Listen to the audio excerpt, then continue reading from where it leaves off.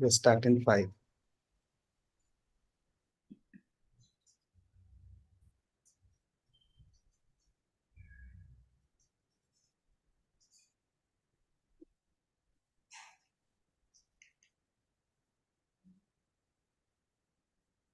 Namaste and greetings. I, Priyanka Negi, researcher at IMPRI, Impact and Policy Research Institute, Prabhav Evam Niti Anusandhan Sansthan, Nai Delhi, extend my warmest welcome to you all to IMPRI Web Policy Learning. Today, we are gathered here for the inaugural day of the EPAYF Environment Policy and Action Youth Fellowship. IMPRI, with its steadfast dedication to environmental advocacy and youth empowerment, proudly announces the launch of the first cohort of Environment Policy in Action Youth Fellowship. This pioneering 2-month online summer school is designed to immerse the next generation of leaders in the intricate world of environmental policy and sustainable development. Inspired by the Stockholm Declaration, our fellowship is committed to reigniting your dedication to environmental stewardship and sustainable living. Through our comprehensive curriculum, you'll develop critical thinking, analytical skills, and a global perspective, all while bridging theoretical knowledge with real world applications. We aim to empower you to critically engage with legislative frameworks, understand private sector dynamics, and foster community partnerships. From participatory governance and climate action to sustainable development and social inclusion, this program equips you to be an influential leader in the quest for a sustainable and just world. We welcome you all to join us for an immersive journey into impactful environmental policy in action. The chair for the program is Ms. Bhargavi S. Raoji, independent researcher and educator, environment activist, Bengaluru, visiting senior fellow at IMPRI. Our expert panel for the program includes Dr. Tamim Vanak ji, Mr. Tikender Singh Pawar ji, Mr. Soumya Datta ji, Mr. Debaditya Sinha ji, Dr. Riazul Ehsan ji, Professor Krishna Raj ji, Dr. Parashram Jakappa Patil ji, Dr. Ram Booj ji, Professor Anil K. Gupta ji, Mr. Himanshu Shekhar ji, Mr. Ranjan Panda ji, Ms. Bhavreen Kandari ji, Professor Shamla Mani ji, Dr. Aditya Gusai ji, Ms. Veena Vaidyanathan ji, Professor Sas Biswas ji, Professor Vibhuti Patel ji, Mr. T.K. Arun ji, Dr. Jyoti Parekh ji, and Mr. Nityanand Jayaraman ji. The conveners for this course are Dr. Mansi Bal Bhargav ji, Ms. Suhasini Iyer ji, Professor Utpal Kumar De ji, Dr. Simi Mehta ji, and Dr. Arjun Kumar ji. Proceeding further, we welcome everyone to this transformative journey and appreciate your dedication in investing your time, energy, and commitment to gaining a profound understanding of the crucial role and intricate details of environmental policy and action. We have also shared course outline and reading resources in your email for your kind perusal. Before we start today's session, I would like to state the housekeeping announcements. Please join the meeting on time. There will be Q&A session after each presentation. Share your questions on the Q&A box. The questions must not be posted as an anonymous attendee. Ensure that your questions are precise and refrain from making general comments in the questions to save time. To begin today's session, I would like to invite our chair, Ms. Bhargavi S. Raoji, independent researcher and educator, environment activist, Bengaluru, and visiting senior fellow at IMPRI to give her opening remarks. We welcome you, ma'am, and over to you. Thank you, Priyanka. Thank you, Arjun Kumar, and everybody else at IMPRI. Namaste and good afternoon, everybody. As chairperson, alongside so many distinguished colleagues of the Environment Policy and Action Youth Fellowship, a pioneering initiative by IMPRI, it gives me great pleasure and honor to extend to you all a very warm welcome on behalf of the team that has very carefully curated this program for you. In its latest climate assessment, the IPCC made it very clear that the climate crisis is accelerating at a pace like never before and warned that it is now or never to limit global warming to 1.5 degrees Celsius. In this regard, it has been the voices of the youth that are becoming a catalyst for change, demanding action, holding authorities, businesses, and societies accountable. The climate strikes and protests and use of social media in a very creative way to drive home the point is truly commendable. Youth action extends beyond protests and campaigns. Young people today are influencing conversations and working on solutions to address local problems, bridging the gap between knowledge and action. They have benefited from the intergenerational knowledge, experience, and cooperation. New perspectives and ideas are ever evolving to bring in meaningful change. But yes, on the other side, according to the Delhi-based Center for Monitoring Indian Economy, India's unemployment rate stands at 7.6% as of March 2024. The ILO and IHD's report revealed that 1 in 3 young people in the South Asian region has neither education nor employment or training. This is a very worrying scenario, as in such a context, the youth will not have the agency for learning and taking appropriate action in a climate emergency or an environmental catastrophe. And many of them will be those coming from the most marginalized sections of the society and extremely vulnerable to the impacts of climate change. Air and water pollution plague our cities today. Food and water shortages have already begun to show their impacts. Waste management continues to be a big challenge. Biodiversity and habitat loss continue unchecked. Land-intensive developmental projects such as industrial corridors, power plants, mining projects, airport and port expansions are displacing and dispossessing farming, fishing, and other traditional livelihood communities across the country. Land, including the commons, are being taken over without local people's free prior informed consent or participation in decision making.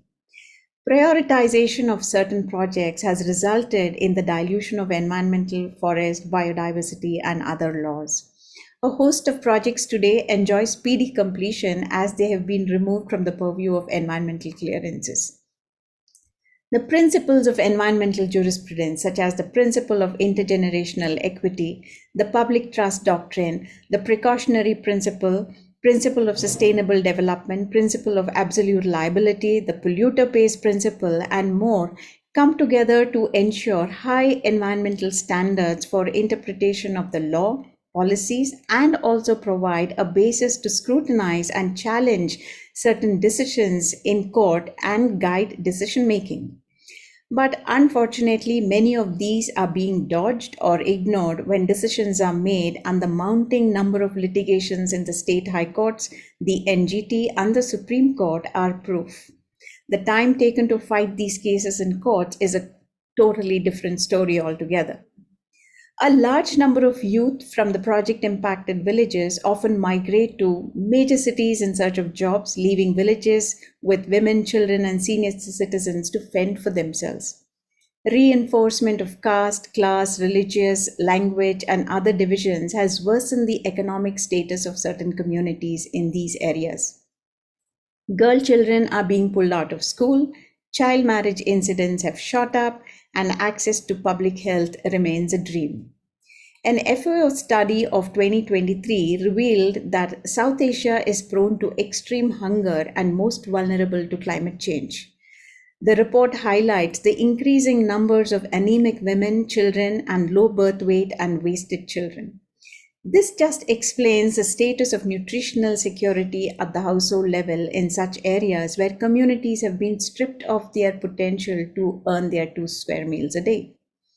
Ironically, India is the largest producer and exporter of many agri products, but about 20% or more of the people below the poverty line have very low ability to buy food grains. Lessons from the COVID-19 pandemic changed little as business as usual swept the world in the name of building back better. Farmers continue to protest in the country, demanding minimum support price, loan waivers, fair land acquisition processes and compensation, pensions, withdrawal from the WTO, proper implementation of the MNREGA, recognition of indigenous people's rights, and better seeds. The question therefore remains or emerges, how do we deal with all of these? Who makes these decisions? How are they made? Who benefits? Who loses? And what can be done? And how can we engage to bring about a change for a planet where resources are used in a just and equitable and sustainable manner, and also ensure no one is left behind. It is in this regard I wish to congratulate every one of you who has enrolled in this program, as you have chosen to engage with these questions and understand better at a very critical moment in the history of this planet. It is a pleasure to see participants from across the country who represent students, lecturers, researchers, industrialists, business persons, government office representatives, and other communities. I am sure this course will serve as a catalyst for strengthening your knowledge about the environment and also demystify the decision making processes to help combat not just climate change, but a variety of local environmental challenges. The thematic sessions that have been thoughtfully put together, the speakers who again represent academia, civil society, government, industry, and various environmental and social movements, and the diversity of experiences they bring will have a deep impact on your learning. I'm sure it will inspire you to bridge the gap between the many sectors and also translate all your learnings into action. In addition, I am most thankful for the ceaseless efforts of the team who have been working relentlessly in the background to make this a great learning experience for each of you through the carefully selected readings, the well thought out group discussions, the feedback and guidance over assignments, and more. Is truly commendable for the effort that they have put in. Courses such as this one provide an opportunity to understand and discuss common challenges, share best practices, and discuss groundbreaking research and technology that will help environment actions to grow, adapt, and also innovate as they can meet the realities of today and the demands of tomorrow. Through such a fantastic collaboration, IMPRI has been able to reach far and wide and bring such an interesting cohort of participants from across the disciplines to learn from a set of country's best action researchers and practitioners. Once again, I'm grateful for your participation and support, and also thank IMPRI for giving me this opportunity to chair and anchor the session for the coming 2 months. Thank you so much, and over to you, Priyanka. Thank you so much, ma'am. That is a powerful introduction and definitely a nudge in the right direction for our upcoming program for the next 2 months.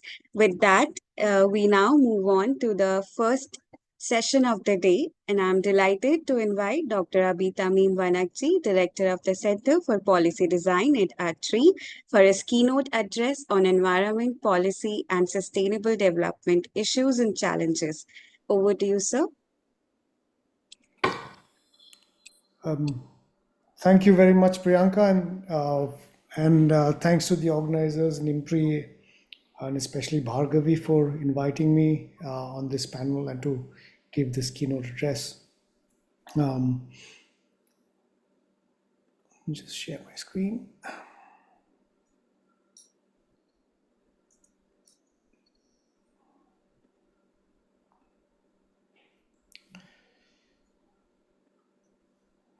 So, as was requested by the organizers, I'm going to be talking about environment policy and sustainable development issues, challenges, and the way forward. And I'll illustrate this talk with some examples as well as some ways of thinking about how the science policy practice interface works.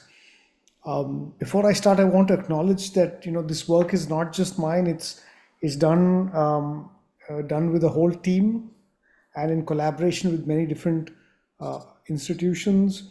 There are many people behind the work that I'll be talking about. In particular, folks like Ms. Anuja Malhotra, who's a policy manager at a center, Sanjana Nair, Gautam Aradat, and several others. So we have very ambitious sustainability goals. Before I continue, I'm just going to check, are you able to see my slides moving? Yes, sir. Okay. So India has set some very ambitious sustainability goals.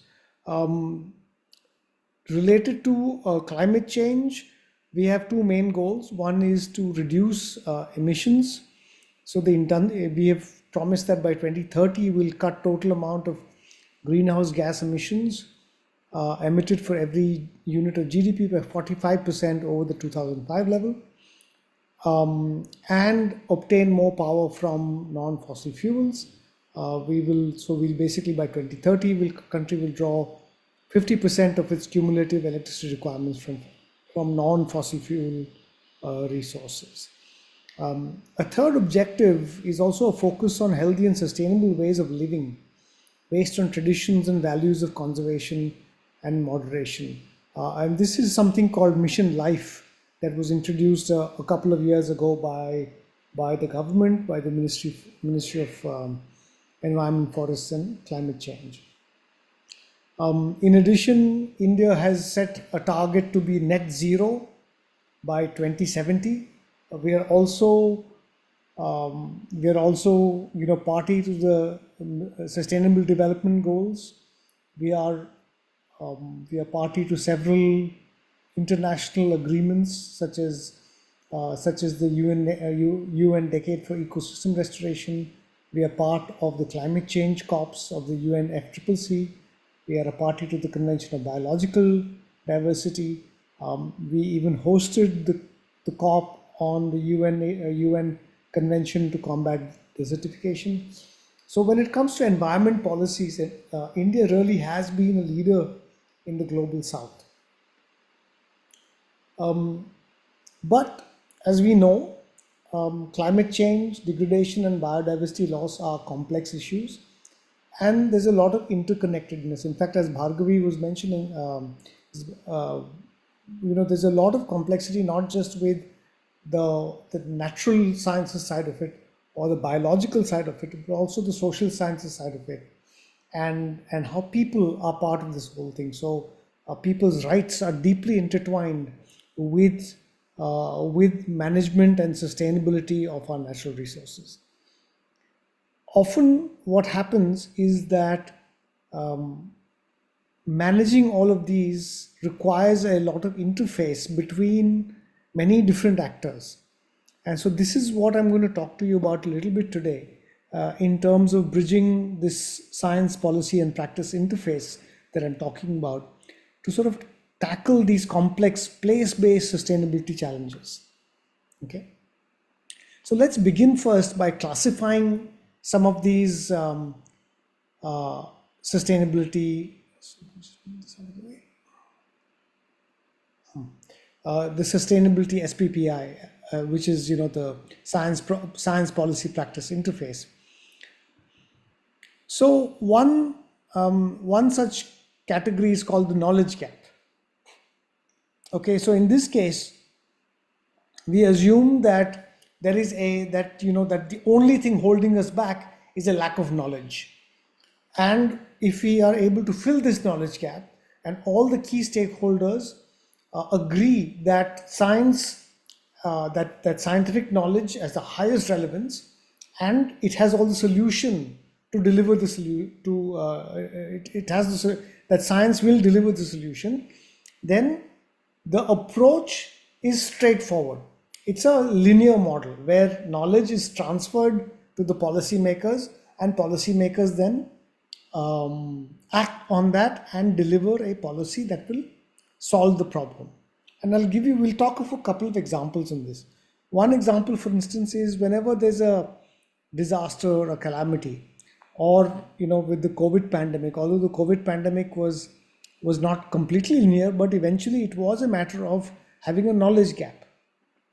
A more straightforward sort of conservation example I can think of is when we had the vulture population crash in the 1990s. Then scientists, everybody was, first of all, the government was unaware that such a crash had happened until the scientists reported it. And then there was a race to find out what was the cause of this crash. So once we came to know that it was because of diclofenac, the drug that was being administered to livestock, immediately the government, or in a very short period of time, the government banned the use of diclofenac for use in the livestock industry. Now see, that's a very linear path. So there were results, the science was clear, there were results from that, and those results led to some policy change or a policy tool in place to try and mitigate the impact of something that was causing a problem. We wish things were as simple as that in most cases, but given all the other challenges we face, there are multifaceted problems. So that's the second category of the SPPI. So in this case, there might be a knowledge gap, but that knowledge gap can be filled. However, there are multiple stakeholders with varying degrees of power and influence. And sometimes there are multiple sources of knowledge that compete with one category of science. Shall we put it that way? An example of it can be the tensions between where the science is clear but politics intervenes. Okay. Say for example, instance with the cheetah reintroduction project that's happened, it's facing a lot of headwind. A lot of scientists have actually questioned the need for such a program, whereas another set of scientists have said, oh, we can do this very well, this is what we have to do, etc., etc. Whereas another group have said, no, this is not necessary. A third group have said, no, this is just politics. It's being pushed through very quickly. So it becomes a multifaceted problem. In which case then there are trade-offs. So the approach here is then there are trade-offs, parties have to accommodate, have to arrive at an acceptable middle path and so on. Okay.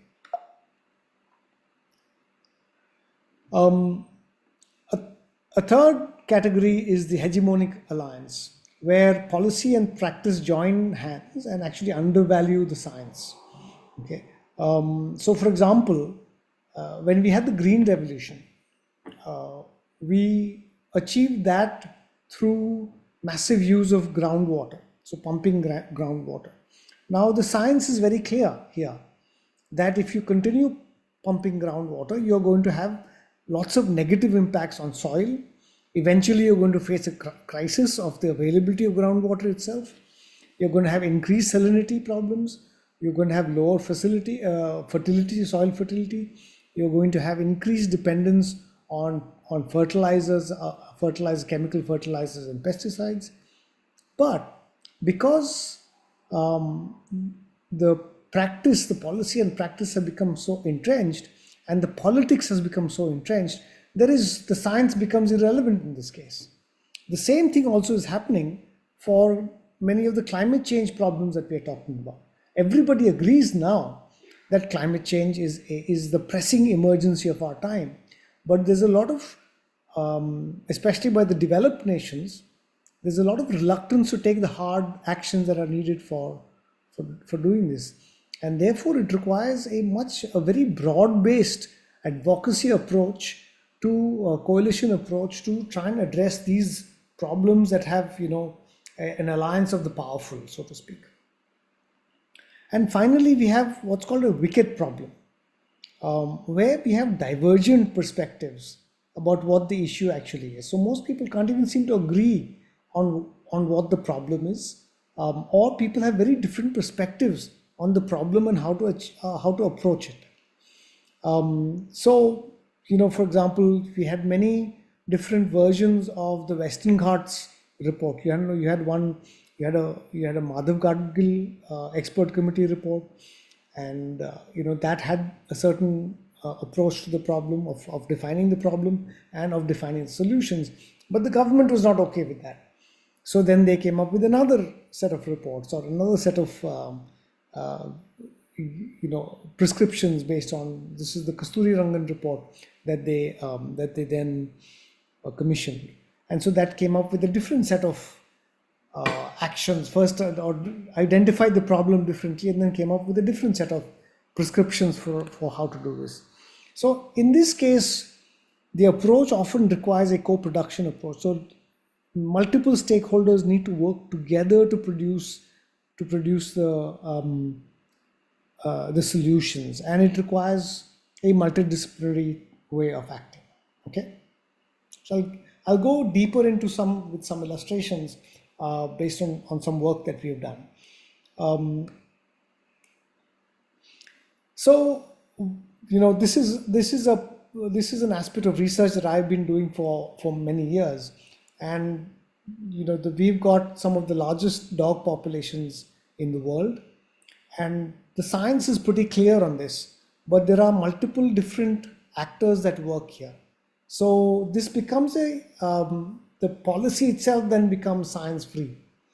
And so we've written about it quite a bit. It's in the courts now, but the policy itself, or the political actors who frame this policy, seem to ignore a lot of the science. So on one hand, you have animal rights activism trying to find trying to find a place in here. But on the other hand, the same groups of animal rights activists ignore the huge cost that dogs can have on wildlife. So you see, there's a massive contradiction in how this policy itself is framed. So currently in India, the policy states that free roaming dogs should stay on streets and cannot be removed under any circumstances. And the only way of reducing the population is through a program called ABC, which is animal birth control. But we have shown through the scientific process that this method is inadequate to solve the problem. In fact, it will probably not work, given that India probably has between 60 to 80 million dogs. It'll take far too many resources and time to reduce the population in any meaningful way using this. In the meantime, dogs will continue to bite people, continue to cause rabies, and continue to negatively impact wildlife. So this policy requires a different way requires a different set of actors to come together to frame it, but unfortunately that is not happening. A second one is about the amended Forest Conservation Act that was very quickly passed with broad exemptions, lack of definitions, and a centralizing tendency. And this is something I've spoken about, as well as other folks from not just from IMPRI but from other organizations. I think even Deboditya, who's going to come on this course later on, may talk about it a little bit. But basically, it means that the Supreme Court has for now said that the definition of forest will continue as it was, including asking states to declare what deemed forests are available. But basically, this amendment was pushed through, exempting tree plantations in the forested areas from protection, in exempting several categories of forest lands from statutory protection, and also threaten not just forests and wildlife, but also the well-being and livelihoods of forest-dwelling communities. Similarly, more recently, another program has been launched by the government, which is called the Green Credits Program. This one also has been criticized. So this program basically aims to generate green credits by corporations. So corporations can buy green credits by having the forest department, or letting the forest department plant trees on degraded forest land or wasteland or other areas which are under its control. And they can plant 1,100 trees per hectare. And so this was heavily criticized by us, saying that it ignores ecology. So the science is almost completely missing from this. In fact, we had given very detailed feedback to the government on this green credits program, but most of those were ignored. Finally, enough pressure was put on the government that they issued a clarification saying that it's not just about planting trees, but even natural vegetation such as grasses, shrubs, etc. can be considered for the green credit. However, many questions continue to remain. How will those credits be monetized? What are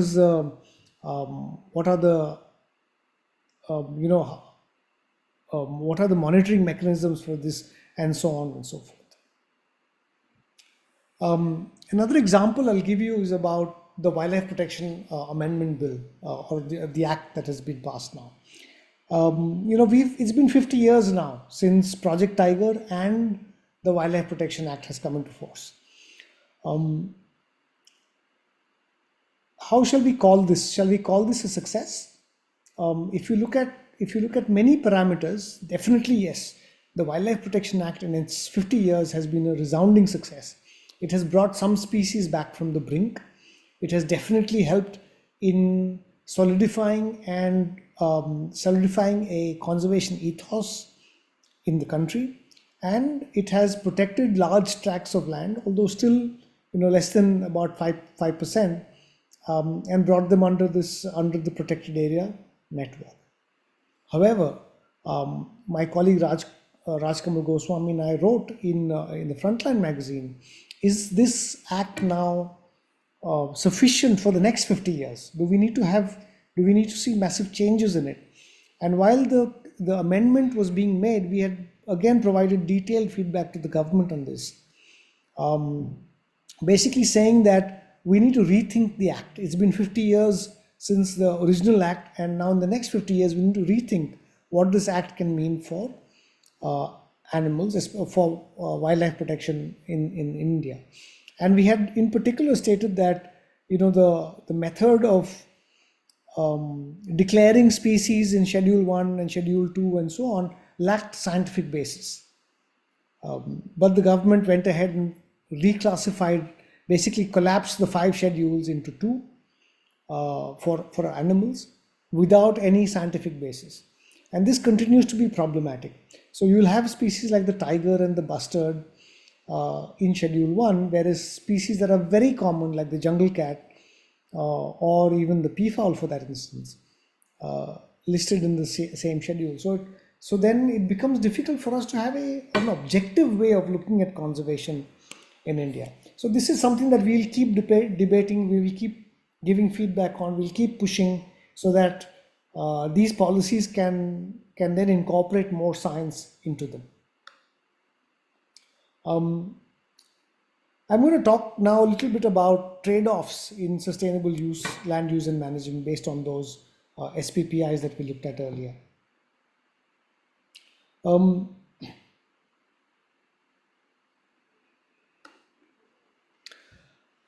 So one thing I mentioned earlier, is that the government is really keen on, our targets for sustainability are very high. So we want to generate at least 50% of our power now from renewable sources. So this is a good thing. This is part of our climate change mitigation goals.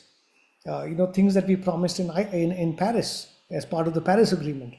So therefore, large-scale renewable energy projects such as wind and solar are being set up all over the country. However, there is a flip side to this. And if I go back here, I've said here in the bottom, Paris versus Aichi. So all of you might be aware of what the Paris Agreement was.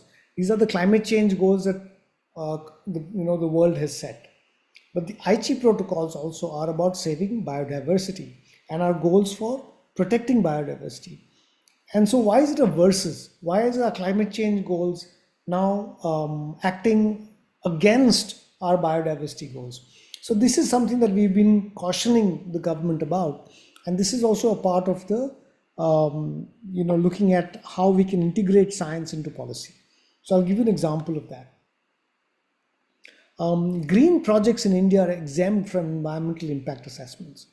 Okay, so while we are setting up these large solar power plants over hundreds of acres or hectares of land, we're ignoring the ecological footprint of these power plants. And there's a reason for this. It's because most of these projects are deployed on semi-forested and savanna ecosystems, or what are called open natural ecosystems, such as grasslands and savannas, rocky plateaus, deserts, and so on and so forth. Okay, why are these landscapes threatened? Many of these areas have critically endangered species such as the great Indian bustard.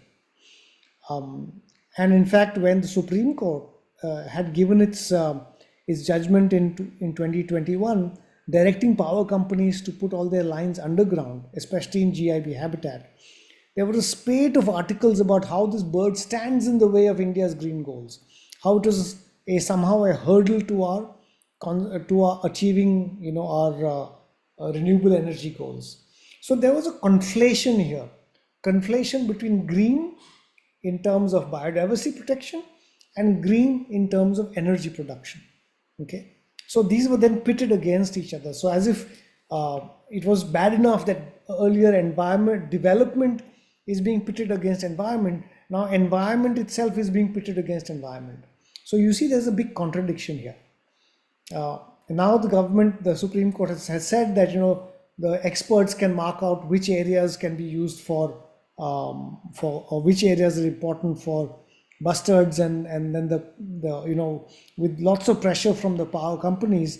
In fact, no power company ever put, subsequent to this judgment, no power company actually ever put any of their lines underground. Instead, they put massive pressure on the government to get the Supreme Court to overturn this judgment, which has partially happened. Okay.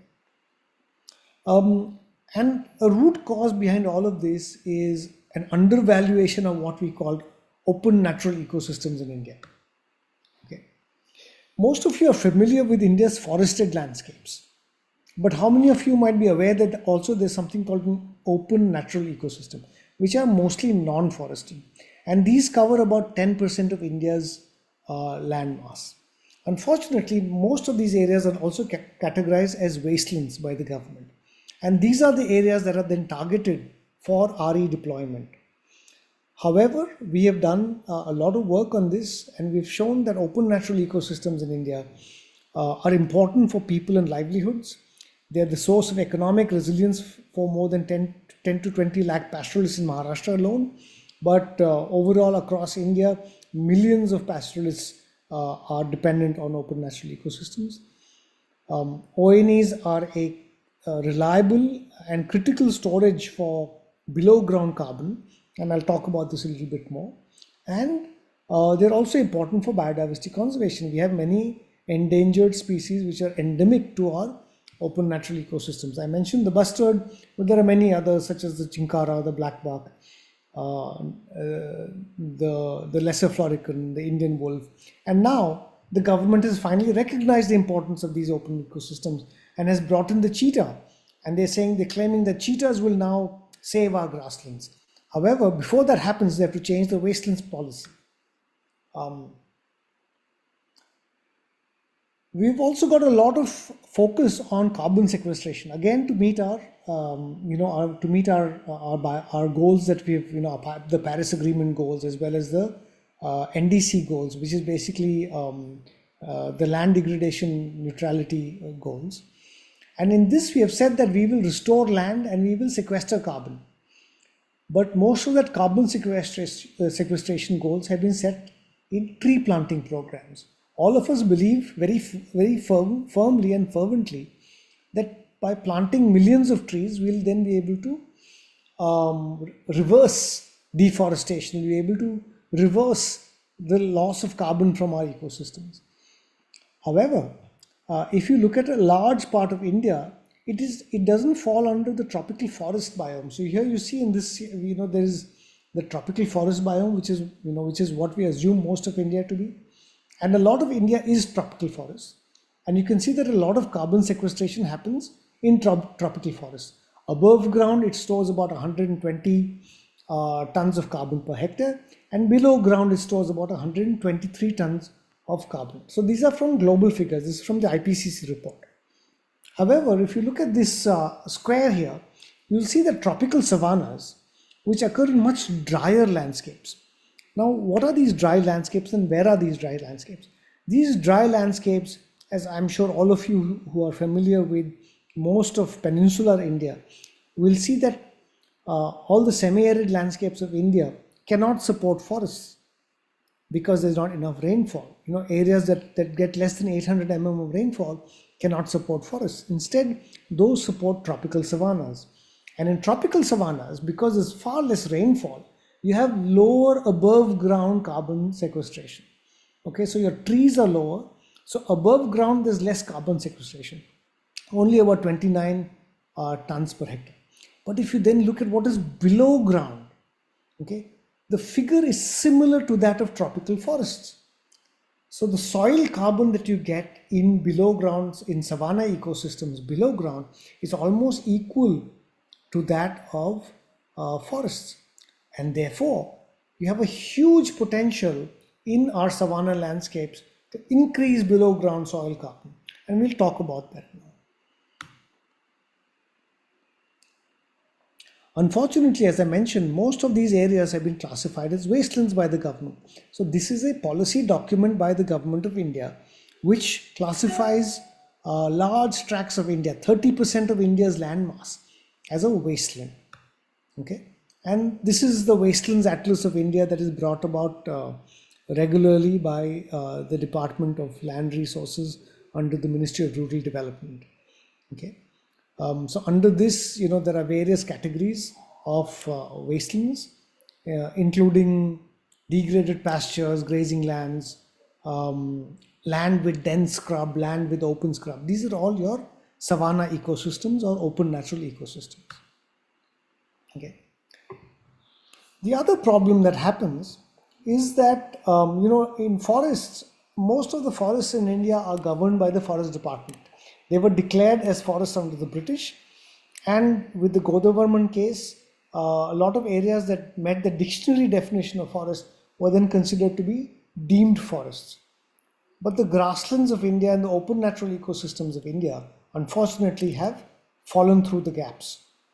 Therefore, most of these areas are not governed by any single entity. Instead, multiple entities govern these lands.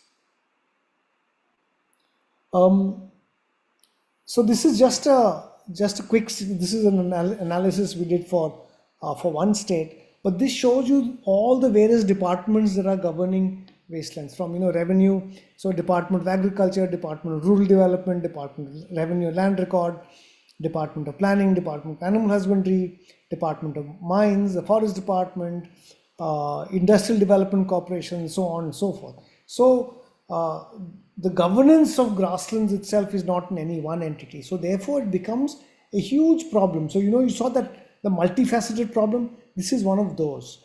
So how do you then reconcile how you can protect these landscapes? It then requires a partnership. It requires a dialogue between all of these different stakeholders to think about how you can manage these landscapes for the benefit of multiple stakeholders, not just for anyone. Okay. These are all the various policies that govern grasslands. I'm not going to go into detail on this. If anybody is interested, please write to me and we can share all these details with you. Okay. So in this case, what does filling the research gap for policy mean? So we have started a program where we started to ask what are the main research gaps and what can the science tell us about all this. So what we focused on was the carbon story. So we found that based on several trials that we are running in various places across India, especially in Maharashtra and Gujarat, we found that in a very short period of time, grassland restoration has the potential to increase soil organic carbon by at least 50%. I mean, this is huge. This will be a huge jump in carbon sequestration. So for example, a degraded grassland has only about 8 tons of carbon per hectare.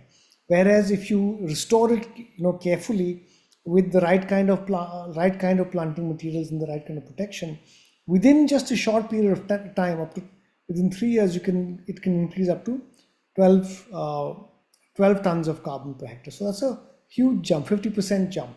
And if you start thinking about this, start thinking of it in the long term, they have the potential to store up to 30 tons of carbon per hectare. So basically, you can potentially increase the carbon storage in the Deccan Plateau, by up to almost more than 300% of its current storage capacity. This will be a game changer for India's commitments to carbon sequestration, and it'll happen at a fraction of the cost of these large, expensive tree plantation programs, and it'll happen with far less use of water, because remember, we are a water-starved country. So water needs to be in the equation as well. So how do you then take these messages, different messages, and take them to the government? Well, you have to prioritize areas, not, as from, from the sustainability side, from the conservation side. We have to agree that some areas are required by the government and by other stakeholders for industrial purposes or for other purposes. So then we have to identify which areas should be set aside, as no-go areas for large-scale conversion, and which areas can be prioritized for conservation or for livelihoods, and so on. So then we have to come up with these kinds of maps. So these are modeling exercises this is an example from Maharashtra, but we're doing this for all over India. So this kind of exercise can then help you suggest to the government that, these kinds of areas are important for biodiversity. Please please demarcate them as no-go areas, or such and such areas are important for livelihoods. So for example, all the pink dots that you see in this map are landscapes that are used by nomadic pastoralists for their grazing routes. So we can recommend to the government that this is important for rural livelihoods, or livelihoods of the poor and marginalized people. So therefore, don't do anything that will compromise their livelihood security. And if you are protecting grasslands for people, then automatically you're also protecting these grasslands for biodiversity. Okay. So these kinds of exercises need to be done, where you can talk to different stakeholders and come up with potentially win-win situations. So the sustainable management of these grasslands requires us to recognize the importance of these open natural ecosystems for climate and for carbon and climate. Influence the policy that currently generates the Wasteland Atlas of India, and change it to redirect that, and say, instead of calling the Wasteland Atlas, we should maybe call it the Restoration Potential Atlas of India. In fact, the MOEFCC already has a document that calls itself the Desertification and Land Degradation Atlas of India, and it's very similar to the Wasteland Atlas. So even just the two ministries talking to each other would solve some of this problem. Of course, we need to mobilize resources towards scientific management. We need to set up exemplars and scale them. We need to do a lot of monitoring, evaluation, learning, and do a lot of capacity building for stakeholders. I think I'm coming close to my time, so I'll give you one final set of examples. This is of ecological restoration. So we've talked a lot about how we can build carbon, but we also need to understand how to do this through ecological restoration. Unfortunately, there is no land restoration policy in India, even though we know that at least 30% of India's land is degraded. And this cost of this degradation is estimated to be at least $50 billion, and this is in 2015, about 10 years ago when the assessment was made. Probably now that number could double, or could even expand by several X of that. So that needs to be done. In fact, we know that India is home to 8% of the world's biodiversity, and the services associated with this biodiversity is valued at least 128 trillion rupees a year. So our ecosystems, including acting as carbon sinks. So what we did was we looked at the various policies that various ministries in India undertake for land restoration, and we found that there are a whole bunch of policies, at least 20 schemes that we identified, which had a huge allocation, almost 3,74,000 crores between 2016 to 2020, of which a large sum was spent, okay, and about 1,500 crores remained unspent. But most of that expenditure was spent. However, there's no monitoring of the outcomes of that expenditure. So imagine you spent almost 3.7 lakh crores on land restoration activities in over a 5-year period, but there's no measurement of the outcome of that. So this is a huge expenditure for which we have no measurable outcome. So this needs to be rectified. We need to integrate science and policy and where the practice happens, so we can understand what is being restored, how it is being restored, what are the outcomes of that restoration, and so that different agencies are not working either in parallel or working against each other when they're doing restoration activities or land-based activities. Okay. So, for example, a lot of interventions related to afforestation and tree plantations, and at least 7 different ministries are taking up tree plantations, even the non-green ones, such as Ministry of Coal, for instance. Okay, but unfortunately, they're not learning the lessons. So there was a recent article that said that showed that India was a tree planting laboratory for 200 years, and we learned some results. But those results have not been picked up. Instead, we keep making the same mistakes again and again. We spend thousands of crores of rupees every year planting trees without any success. So tree plantation keeps happening. Every year we'll go back, we'll plant them again in those same places. There's no monitoring of what species are being planted. There's no monitoring of the survival rate of it. There's no monitoring of what densities should be planted, or there's no plan for what density should be planted according to which ecosystem it's being planted in. So because of all this, there's massive wastage of this expenditure that has been allocated by the government. And this is where, again, we need to have better integration of science with the policy and the practice. Okay.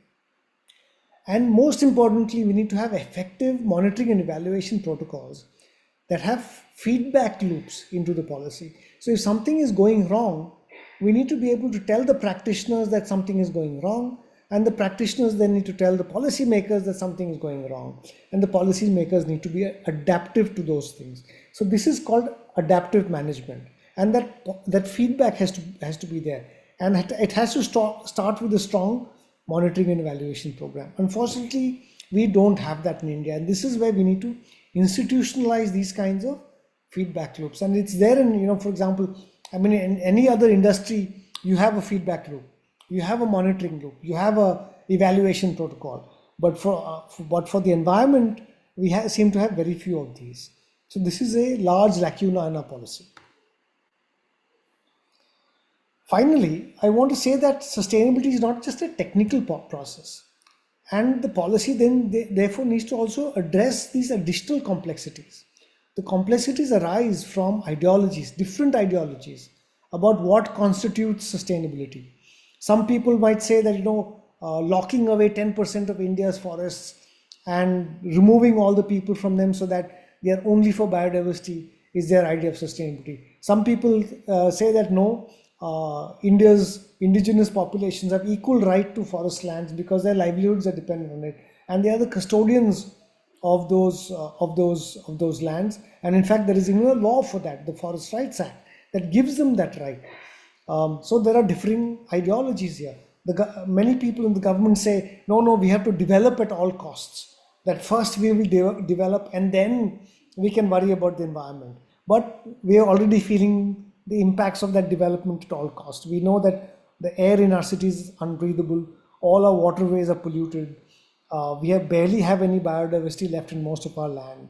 Our soils are getting degraded at an alarming rate, and climate change and the impacts of climate change are being felt across the board. One of the biggest problems, of course, is that for none of the political parties is this a priority. Climate change is almost absent from the manifestos of most of our political parties, and the impacts of the term biodiversity or environmental impacts are almost absent. I have not heard any dialogue on these from any of the major parties. The biggest challenge of our times seems to be absent, and this is a huge problem. So policy needs to think about, policy does not exist in a vacuum. It occurs within a societal framework, it occurs within the political framework, and so how we look at those policies then needs to be sort of targeted at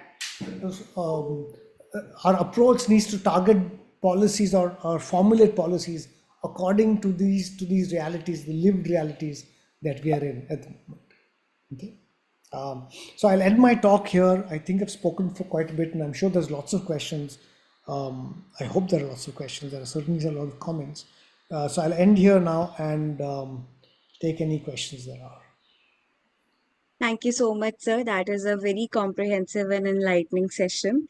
I would now like to invite Bhargavi ma'am to please give her remarks on the session. And in the meanwhile, the participants, you can add your questions to the Q&A, or you can raise your hand and we can take the questions one by one as well. Ma'am, over to you. Thank you, Priyanka, and thank you, Abhi. That was a brilliant talk, opening the eyes of what is happening. From lack of acceptance of scientific research to not taking the right action. You've highlighted some very key areas that on one hand we make promises, but on the other hand the contradictions that are happening. You've highlighted that very well, starting off with the SDGs and then the international agreements, and moving on to the approach of while there has been knowledge, the approach with the scientific data is very different. And some of the things that you mentioned really stood out for me. And these were particularly the Paris versus Aichi. That also takes me back to one of the court cases where a very senior person had once asked, so what if there are very few great Indian bustards in the country? So that is where we are. And also this whole debate that you brought up of environment versus environment. I think that was a very powerful statement that you made, because on one hand we want to resolve climate change impacts, but on the other hand you have biodiversity. So, and how one gets undervalued in favor of the other. So these were some very interesting points. And I think also the reliability of how we are addressing this whole climate change by planting trees. June 5th is coming, and June 5th is a day when people just go around planting trees, feeling they've done their bit for the environment, and that has got so wrongly installed in all of us that by planting a tree we've taken care of the problem. And you highlighted that, drawing attention to the fact of the local landscapes, particularly if they are open natural ecosystems, and how even grasslands sequester so much carbon. And from your map, it was also evident that the wetlands sequester a lot of carbon. And the point that you made about grasslands, given that grasslands are governed by too many agencies and there's no single agency under which it comes like the forest. And also that reminds me that the grasslands also don't have a international level agreement, while all other ecosystems seems to enjoy some kind of international agreement. Grasslands don't have any such international agreement. I think your suggestions of how the current modeling exercise that you and your colleagues are involved in is probably the way to go now in determining the go and the no-go areas. And it definitely opens up possibilities of a probably a peaceful dialogue and negotiation, because the science is out there, the maps are out there, the models are out there, and they are able to clearly say what will work and what will not work. Whereas in the past, in the absence of these scientific tools, I think it was easier to hoodwink everybody and move ahead with projects. But now it's all out there, and hopefully these scientific and mathematical models will help take the right decisions when it comes to siting of important projects. And also, the land restoration policy that you highlighted is something very important, because now across the country there are many people who are buying private land and restoring them back. But again, since there is no policy on restoration, what are they planting? Are they just rewild, allowing it to rewild by itself? What are the methods that are involved in these restoration exercises remain very diverse and very unclear, mostly going by their intuition in many places that I have seen, is what is in practice. I think, again, pushing towards having a restoration policy is something very important that you highlighted. And your examples of having 20 odd schemes, which had absolutely no monitoring and so much money had been spent on it, all of that was truly very insightful.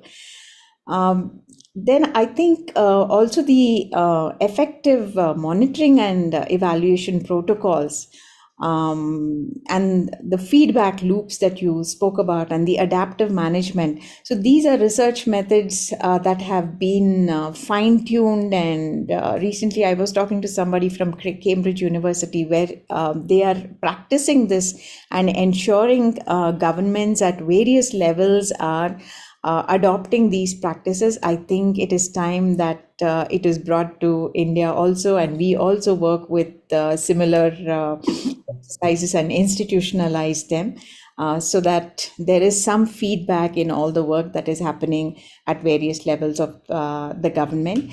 And you did also highlight about the lack of the mention of environment or biodiversity in all the political priorities. None of the manifestos even touched upon that word. So that again is something very telling about where we are when it comes to the importance of environment, and it leaves a lot of food for thought as to, depending on, in a week's time, we will know the results of the elections, and that will also tell us where we are headed and what kind of projects might again get prioritized. So I think it was a great keynote speech highlighting so many of these key areas, and also highlighting the fact that so much research is being done, and giving the opportunity to our participants to write to you for any information. I think that has left a truly insightful keynote lecture to all of them. And in the coming weeks, they will be listening to so many more lectures, and many of them will come back to the points that you have already made, and it will reinforce some of these thoughts and ideas that you have shared with us. Thank you so much. So I will now open the floor for question and answers. Priyanka, should I Yes, take? ma'am. Yeah. Yes, ma'am. Thank you so much, ma'am. So we'll move on to the Q&A, and we have Deepanita Mishra ji. She's Deepanita ji. If you want, you can ask yourself as well. Just unmute and ask the question. Yes. Hi. First of all, thank you for the lecture. It was quite insightful. So my question was stemming from my recent work around this area, where you've mentioned that the Green Credits Program and other interventions, which are focusing solely on planting trees as a measure of afforestation. Of course, what we understand as a forest is also quite contested, is what I could gather. But in that context, what happens to desert economies?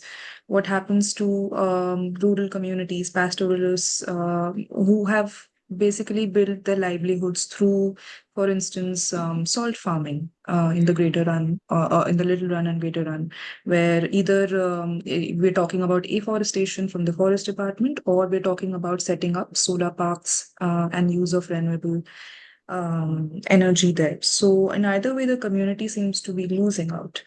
So just wanted to get Dr. Vanak's insights on this, and which direction are we heading on policy-wise for the desert economies? Thank you. Yeah, thanks for that question. That's a really great question. And the deserts.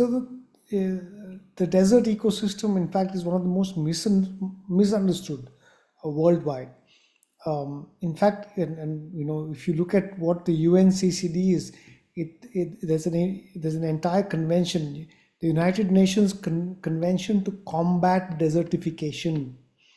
The term desert itself has become a bad thing, okay, as if it's a bad process. Whereas what they actually mean is to combat degradation. Deserts are ecosystems in their own right. They have a long evolutionary history, geological and climate history. Okay, they didn't just come as a result of somebody cutting down a forest. Okay, they came because of a long interplay of climate, of changing climate, of changing geographies, of changing geology, and time. So deserts are as unique as wetlands and forests. So the idea that we should stop desertification, or we should stop change the desert, green the desert, is in my mind as destructive of the landscape as trying to cut down a rainforest. So in India, of course, and in many other places around the world, people have also evolved unique ways of living with these harsh climates, and this is something we need to respect and acknowledge. There's great, I mean, in Rajasthan, of course, there's great cultural ties with the landscape. So we shouldn't. Basically, the only thing I have to say here is that we should not impose our imagination of what landscape should be on a land. We should let the land tell us what it wants to do or what it can do. Okay, so if the land tells us that, and by land I mean also its climate and its rainfall and so on, is that if rainfall is scarce and this is the type of vegetation it can produce, then this is all it can produce. Don't try and artificially force it to do something else. In the long run, or even in many cases, even the short run, it will fail. And all you'll have done is just waste money and time and effort. The same also applies for, I mean, I know right now that in the Run of Kutch, they want to set up solar power plants. And, they've again ignored the ecological value of those landscapes. It comes at a cost. Those costs are often not borne by the companies who promote these. Those costs are borne by somebody else, and therefore those externalities are never factored in. Only an economic argument is often given, and under the guise of green, we are, like I said, we are forgetting the other side of it, that there is a cost, and unfortunately, either biodiversity suffers or the most marginalized suffer. And the Bunny stands as a great example, where to stop the run's encroachment, they planted prosopis in the 1960s, and it took over the landscape. It completely changed the livelihoods of the people. It completely changed the ecology of that landscape. You converted a grassland into this wasteland of prosopis. So yes, so we have to keep local ecologies in mind whenever we are thinking of any kind of intervention, and this is where we have to take a biogeographical approach. There are each India is divided into several biogeographical realms, and we should just do things according to what each of those realms are. It's as simple as that. I mean, simple in theory. In practice, of course, things get more difficult. There's another question here from Tanisha. Shall I just go ahead and read it so I can, Sure, say what I mean? Yeah. So, what is the role of bureaucrats between environment policies and political party agendas? So, bureaucrats, of course, are the key link between what happens, what the politicians want, and ultimately what happens on the ground. Politicians come and go, bureaucrats remain. So, therefore, bureaucrats are actually amongst the most important players in this. And when we interface, we rarely interface with politicians. We often only interface with bureaucrats. And when it comes to the environment realm, unfortunately, we lack capacity in our bureaucracy. There is a lot of capacity building that is still required, because the environment is a multifaceted, multidisciplinary realm. It is not just about forestry, it is just not about pollution, but that multidisciplinarity is currently lacking. And also the way our bureaucracy is structured, we have people who are trained in administration then taking on lots of technical roles, which is not something they're necessarily trained for. So then there's also some limitations that occur there. So it's important then for the experts to step in, but there's again a gap there. That's the science and policy, that interface, that there's a gap, and that gap needs to be filled through potentially through programs like this, where a greater cadre is developed who can talk to bureaucrats, talk to the bureaucracy and say, this is what is missing, this is how we can help you. We all want to help. It has to be a partnership. It has to be done in the right spirit. Sometimes adversarial interactions occur, but most often a partnership will result in the outcomes that we want to see. Okay, I hope that's answered your question, Tanisha. There's a question from Drushma Pandya that says, policy should be comprehensive and inclusive. How do we do that when sometimes we don't know the long-term impacts of policies? So to answer your question, we need to understand what the feedback loops are. See, anything that's so for example, if you are sick, if you are diagnosed with an illness, a doctor takes a blood sample to do the diagnosis and check certain parameters, and then based on that they will prescribe certain medicines to you, because we know the pathways on which these medicines act to bring those parameters, your blood, just as an example, your blood parameters are out of whack. Say for example, your sugar levels are too high, you will take a blood test and then you'll be given a dose of insulin to bring that sugar level under control, and then you'll monitor it again to see if it's happened or not. You can't just keep taking insulin all the time, or take one dose and then forget about it. You have to keep monitoring your levels, and if something is not working, then you have to change your protocol. So this is the same thing. You have to continue monitoring and evaluate, and then that feedback loop has to be reported saying, we are doing this, but it is not having a desired impact.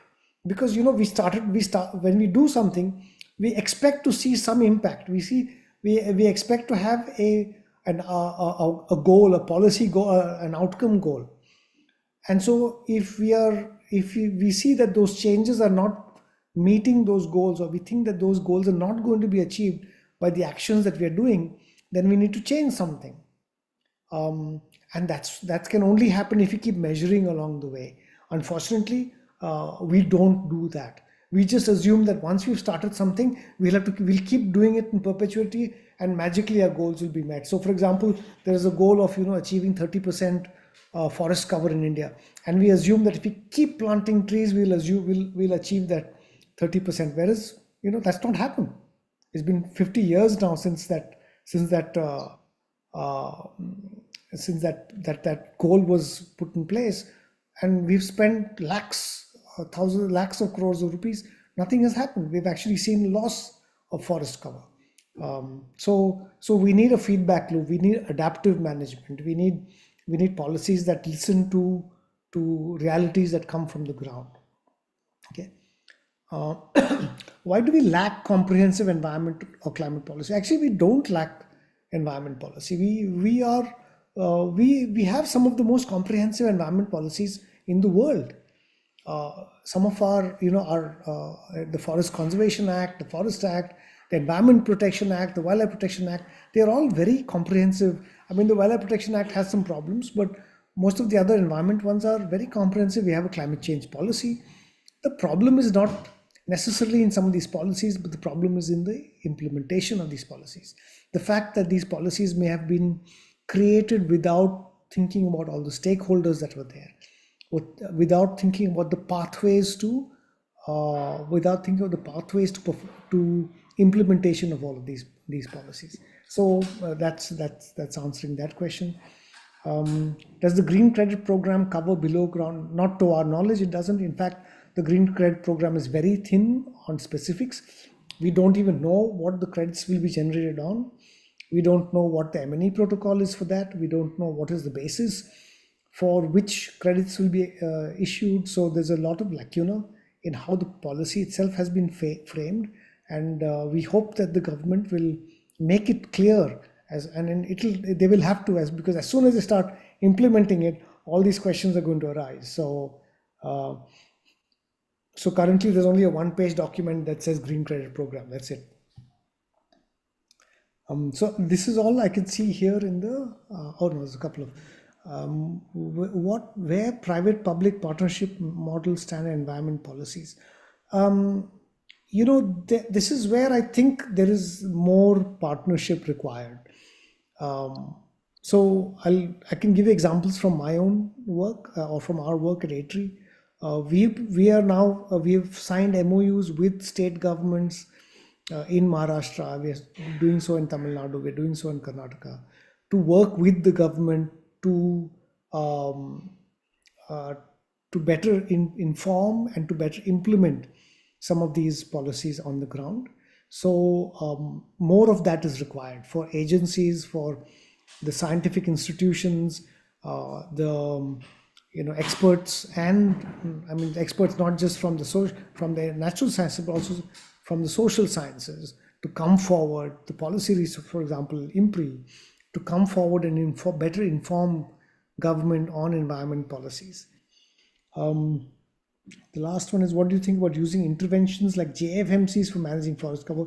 Actually, JFMCs are a great tool for doing this, if they are done in a manner that recognizes local realities and recognizes that there are different stakeholders even within village groups, even within panchayats. So a lot of my colleagues are actually looking at some of this, how to operationalize JFMCs for better management. For example, even under the FRA, the Forest Rights Act, there are lots of responsibilities that then devolve to the Gram Panchayat or to the people who've gotten the community rights about joint management or co-management of forest land. So this is something that that there's a lot of scope for improvement, a lot of scope to operationalize some of these policies that are currently there. And this is, again, it requires, the forestry bureaucracy in India has a lot on its hands. Okay, they are understaffed, overwhelmed. In many cases, they've got too many political pulls and pushes. So they may not be necessarily keen to do some of these things. And that's where the private sector, I mean NGOs and other groups, need to come in and assess and help the bureaucracy in implementing some of these. And for lots of NGOs this is where the civil society groups can play a huge role in working with the government to see. There will be a lot of pushback in many cases because there are other agendas at work. But if it's within a legal framework, then the bureaucracy is required to act on that. So there is a lot of scope to work with government, with the bureaucracy. In many cases, people are interested in doing things. So there's a lot of scope for that.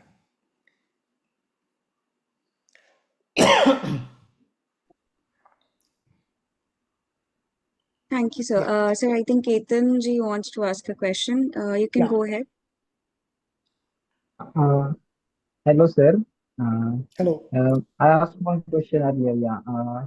As we lack some of the comprehensive policy, just a follow-up question. As you said, there are some of the very comprehensive policy we have, but still they lack into take into consideration recent changes which are induced by the climate change or the climate change induced extreme rain, and the way it is impacting the livelihood of the marginalized people and the livelihood, because these are the people who will be at the vagaries of the climate change, not the one who are well off. So in that regard, Now, I think this is an excellent question, and actually, I will disagree with you that yes, the marginalized will suffer the most, but the impacts of climate change are in some sense going to be a great leveler. We are seeing the richest nations in the world being brought to their knees because of the trouble they've created themselves. We are seeing extreme flood events destroying rich cities as well. So, in that sense, nobody is going to escape. Nobody's going to be able to escape. Of course, the better off have more means to be able to be more resilient, and therefore I think that's why it's important. And you're absolutely right. And this is a big lacuna, is that we are very static in our policies.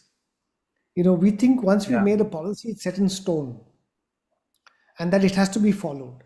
Whereas climate change is going to throw a huge spanner in the works for everything. Okay, because we are going to have to constantly be constantly be rethinking what's going to happen, be using the latest scientific tools at our disposal to look at future climate scenarios, to look at how how rainfall is going to affect how rainfall is going to change. We have some models already. We should be already thinking about it. We should be thinking, what is this land going to look like 10-15 years from now? We cannot say this is what it is now. We have to be thinking what is going to be 15 years from now. What are the crop cycles what are the crops we can grow here?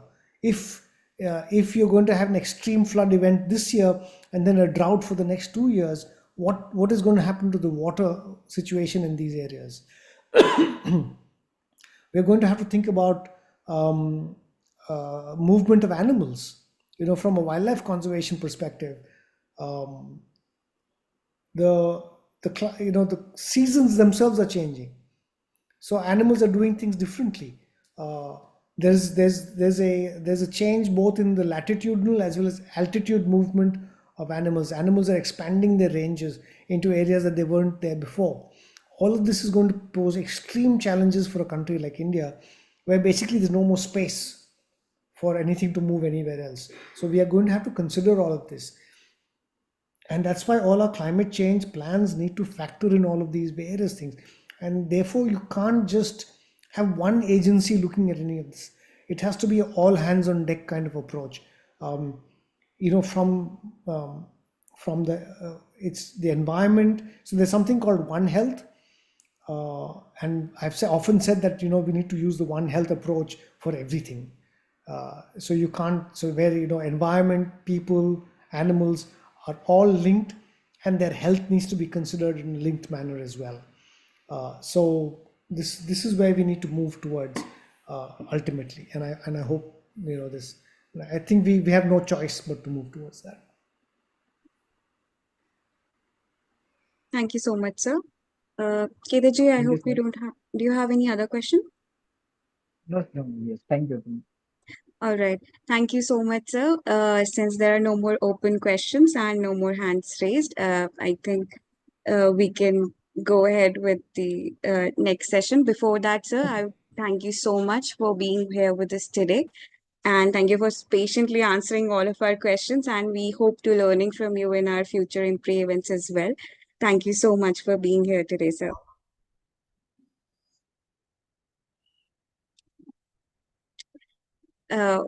Ma'am, with your permission, should we go ahead with the next session? Sure. Thank you, Abhi. That was a fantastic session, and there's so much to learn every time I listen to you, and it was really great. Thank you. So, moving on, I would now request Priyanka to introduce our next speaker. Hello, Tikender. Nice to see you again in this virtual space. Hi, Bhargavi. How is Leo, by the way? He's recovering. He's I'm recovering. so happy to hear that. Yeah, okay. Yeah. Thank you so much. So, can I introduce you?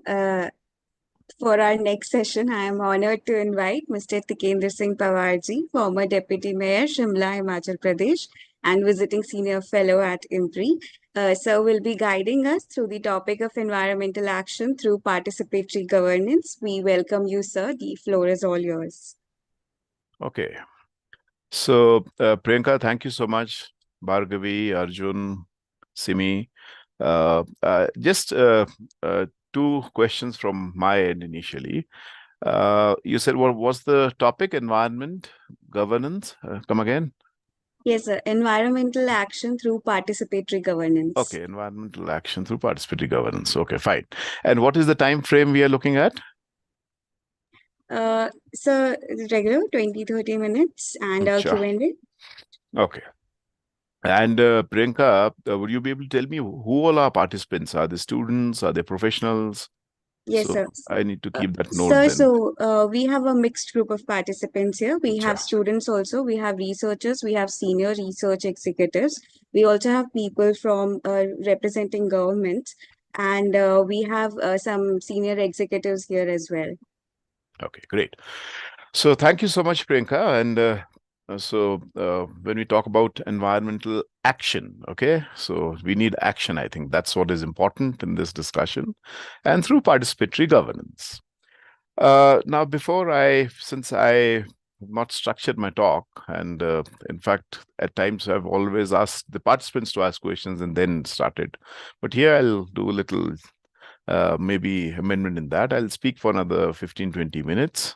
Okay, and then probably we'll have discussion and Q&As. But to start from where Dr. Abhi left, in fact, that's a very interesting observation he made. And that's about, it's not important what we plant, and how much we plant, but also what we plant. And you come to the Himalayas these days, Uttarakhand and Himachal, everywhere you find these forest fires going on. And today, in fact, there's a large piece that's appeared in the Hindu. And one of the principal reasons is this push in the 60s and 70s, and not to miss that the scientists also pushed, for large scale afforestation, not realizing that the trees that they planted here, because there was lots of fund from the multilateral agencies, they wanted to show that green cover, 60s, 70s, and even till 80s, okay, when we have the nationalization of the forests, and they planted pine just like anything. And today pine is playing havoc. So, so I think, that's right. And if you come to the Himalayas, you'll find, grasslands are so quintessential for our, ecological sustainability. So yeah, I think that was really a very interesting observation made by Dr. Abhi. But and we are paying for something that we were not even responsible for. Okay, so and we do not know what to do. Should we chop down those pine trees, or should we go for some kind of mixed forest? The policy, because they're completely clueless. Anyway, so the point is, I think when we talk about environmental governance, what I'll do is I'll talk a little bit about how more on the generic sense of what is happening across, also in the Indian subcontinent, and the place that I come from, that's the Himalayas. Why it's so essential when you talk about participatory governance. And more generic, I think, because the problem is quite systemic. And therefore, unless and until we are able to engage with the systemic questions and with the systemic issues, I do not think that we are able to get the desired results. That's how I understand things when, after serving the city for 5 years. What I was just doing, because I was listening, Dr. Abhi, if you just open, I don't know whether you'll be able to see this, but this is a mobile that I have, and there's a Google climate clock that I've opened. And it says that the time that we have right now is 5 years, 65 days, 5 hours, not even 5 hours, and just 38 seconds, 37 seconds, 36 seconds before we reach the 1.5 degrees, that tipping question, okay? And so what is all this about? Why is it that, climate all of a sudden, environment all of a sudden has become such an important issue across the globe? Is it that it is happening for the first time? No, we've seen climate change is quite essential, but the way this has happened post the Industrial Revolution is that it has led us to a situation where it's a kind of an existential crisis. And if you see, there are 4 or 5 important elements when we talk about climate change. The first happens to be what we call carbon emissions. And there is phenomenal data all across. I mean, you just go to Google and you'll come to know the kind of carbon emissions that have taken place in the last 200 years with the advent of the Industrial Revolution. So, so what does it mean? I think why I'm saying the Industrial Revolution, I would say it's the advent of capitalism across the world. And if you see in the last 40 years, I mean, that's what the IPCC is also pointing out, that the Intergovernmental Panel on Climate Change, that in the last 40 years, the role of just 30 large corporations, that the transnational corporations, is that they have contributed to almost 40% of the total carbon emissions. So here we know, I mean, we know where all this is coming from, okay? And it's not that we are not aware of all this. And despite the despite international meetings, COPs having every year, I was myself a delegate in COP 15. In 2015, that was the Paris climate talks. I was a delegate there, where, you know, I mean, which was a kind of a meeting where we said, okay, if now we do not start working in a direction that is required, for then we are going to get doomed. And we also know that that's how we come to 1.5 degrees, you know, Celsius mark. But COP28, just a few months ago, we find out that, I mean, and that's what we call the GST, the global stock taking. Okay, not the GST that we have in India, I mean, which has created so many problems, but the GST is global stock taking, and we've said, hey, we are nowhere near the desired goals, and still we have those large laggard states. You know, the states that have contributed the large. When a state says it's the national countries. So why is it that they continue to be laggard states? Why is it that when we know that these are the biggest transnational corporations who are responsible for these carbon emissions, and they continue to get the large-scale subsidies, and we still find that, you know, we have not gone into that direction? So I think that why question is something very important. And here, I think one of the important things, I mean, that's why I said I want to be a little generic here. I want to bring in and talk more about what Marx writes in Capital Volume 3. Okay, so when he writes about, I mean, we all know he wrote a lot about capitalism. He wrote a lot about the dynamics of capitalism, about the surplus value that gets extracted, and about the maximization of profit in the process of, you know, in the process of capitalist production. But when Marx was writing Capital, remember, Priyanka, we were just 5% urban, okay? And today, when we're talking to each other, we are almost 55% urban. And these urban spaces, which are what, 4% geographical area, consume almost 75% of energy, and are responsible for carbon emissions almost to the level of 80%. So why do I want to bring this? I think one of the important reasons, and that's why it's a very systemic issue, and why is it that despite the fact that we know, okay, these are the biggest transnational corporations, still we are not able to advance. I think one of the reasons is there he brings out a very interesting dialectical relationship between man and nature. And he points out, and that's what Kohei Saito in his very recent work, because what we know about Marx is that he wrote all about production system. He just did not write about production system. He also wrote a hell lot of thing about ecology and nature and how it is related to the production system. Well, here I'm not supposed to deal more with Marx. Here I'm more supposed to deal with environment. But since I'm so fascinated to, you know, after reading that volume 3, I think the younger generation should know that, and he brings out that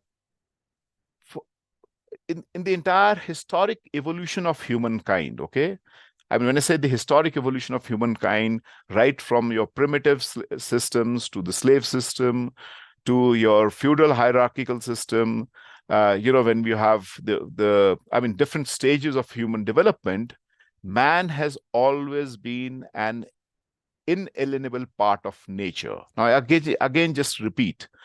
And he points out that man has been an inalienable part of nature, whether it was feudalism, where there was a relationship of a peasant and and a landlord, or where it was a relationship between slave and master. Any relation before capitalism, man was part and parcel of nature. It is capitalism that it creates a system and it robs people away from nature. And that's why you find when Dr. was pointing out, that why it's not become a political issue. Still, it's not becoming political issues because these are still not major social issues. Because man as a civilizational, standpost in the evolutionary history of our humankind has been completely divorced from this whole process of nature, because the new nature that capitalism advents robs man, human, and the nature dialects. I think when we talk about, and that's why he gives a very interesting equation, and he points out that struggle against injustice equals to struggle for humanism, which equals to struggle for naturalism. Now, again reiterate, struggle against injustice, because capitalism is all about injustice. And there where he points out that capitalism goes to the extent that it does not even leave nature aside. And in this whole process of commodification, it commodifies nature as well. You come to Himalayas, and I'll tell you, before the British, we've had somewhat 10 migrations taking place. We have the Kassites, we have the Aryans who migrated 5,000 years ago. All of these migrations have actually settled in the Himalayas and have lived in a kind of not really symbiotic, but in a very strong dialectical relationship with nature. But when the Britishers came, they treated Himalayas from a utilitarian perspective. So they treated Himalayas as a utility. They chopped down our forests. They brought in a forest policy. Why? Because they wanted this timber. For Himalayas was considered, because they didn't have hydropower generation in their mind, like the new India that we have created, we have. That's why we're entering Himalayas for wealth. My friend Sonam Wangchuk was a fast there in Leh, saying that please, for heaven's sake, bless us and don't come to us, just come as tourists, not as colonial masters. But then that's the power of capitalism. Okay, that's the power where for timber, for the best navy in the world, they were chopping down our forests. They brought railways deep into Simla, deep into Jogindernagar, because Himalayas were considered from a utilitarian concept. And therefore, I just end with Marx here, and then I come to the second point, is that he brings out a very interesting, solution to it. And he says, it's not restoration of nature, by the way, Priyanka, it's restitution. Because without the restitution, you just cannot seek a way forward. So therefore, I think, I'm just because I thought, it would be something that, our students know, our participants know, but this is something new that I wanted to add to the discussion. This is also a kind of provocation that I want to make to our participants, that why it's essential for us as young people, though I'm no more young like you all guys are there, but for young people to understand that it's a systemic question and the solution lies in a very systemic way. So yeah, from carbon emission, this second element, what is important when we talk about climate change is the whole question of what Dr. was also pointing out, biodiversity. And the loss of biodiversity, it says that we can even go to the Cretaceous extinctions. And why it is important, and that's why I really fear this, our scientists also at time, because science is also biased. The same science came to the Himalayas and said, plant phenomenal number of trees, they robbed our grasslands.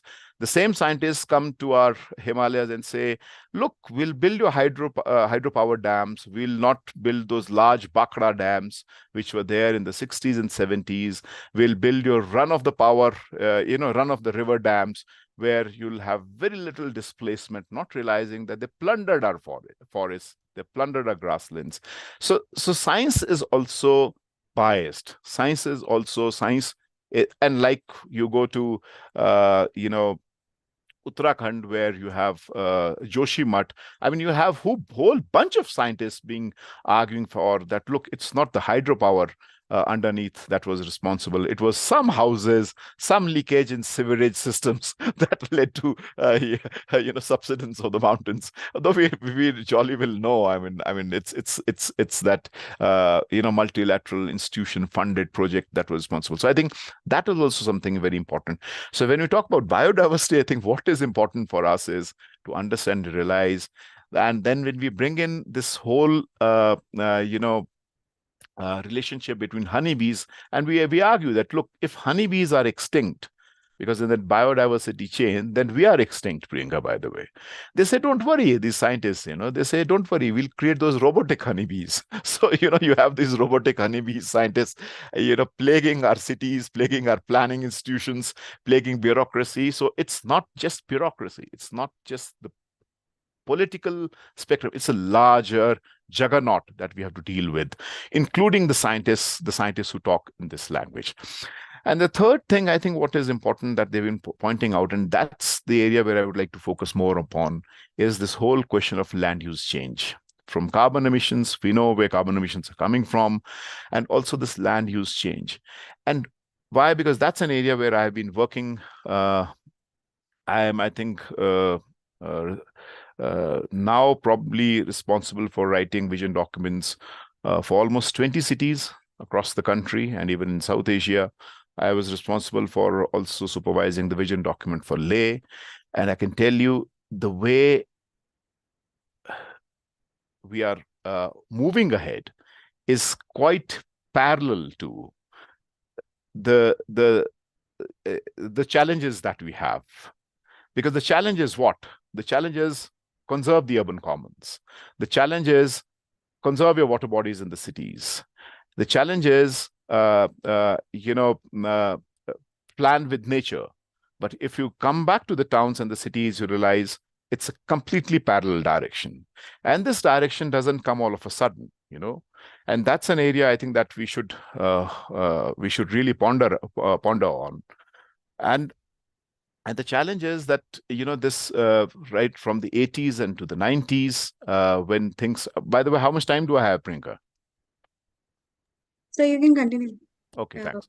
So yeah, so 80s and 90s, when we just started moving away from one model of development of our cities, not that the models that we started building in 50s were very inclusive, but they were far inclusive the way we started building our towns and cities in the 90s.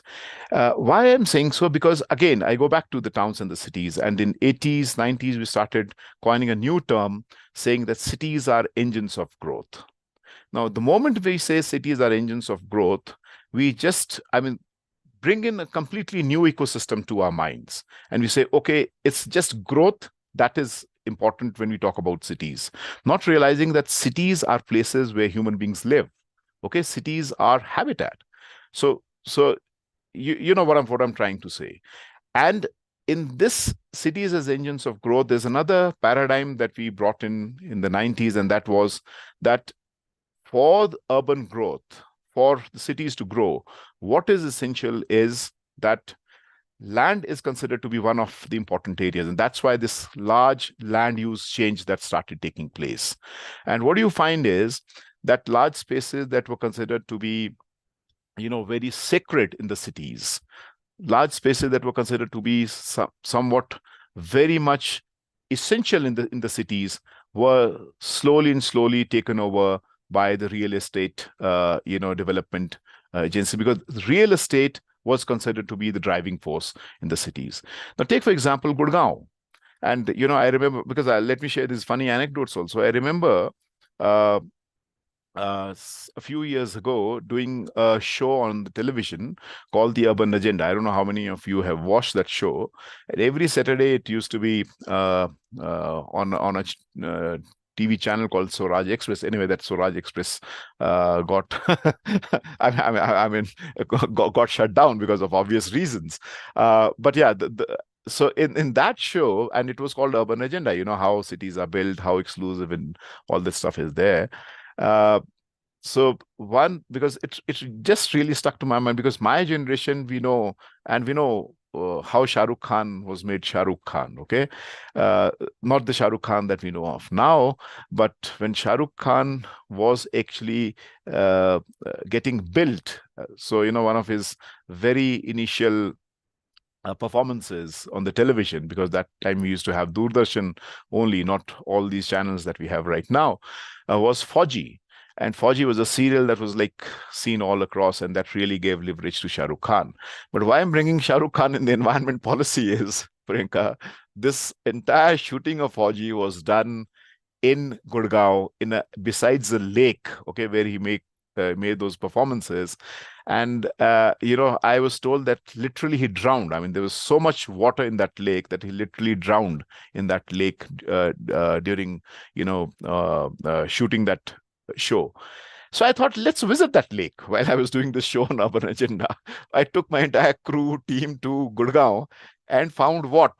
The lake is gone. There is a high-rise building that has come up. So there's massive land use change taking place. And this massive land use change is further contributing to the vulnerabilities that exist, and to also to reducing the adaptive capacities that we have. Because these were spaces in the cities that were meant for water sequestration. Now in Gurgaon, what happens is people do not fear rain. They even fear clouds, because they know when there are clouds in the sky, they are going to get flooded. And so the point is that the developmental strategies that we build, they are quite parallel to the desired forms of development that we should have. They're not converging. And that's why it's leading to a massive Holocaust.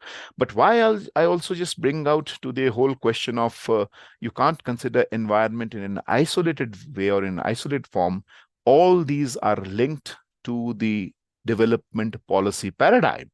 So this development policy paradigm that we find in the 90s, that continues to haunt us now, where we said, okay, market forces are going to ameliorate all our problems. It's a little difficult jargon for young participants to understand, but let me try to explain what does it mean.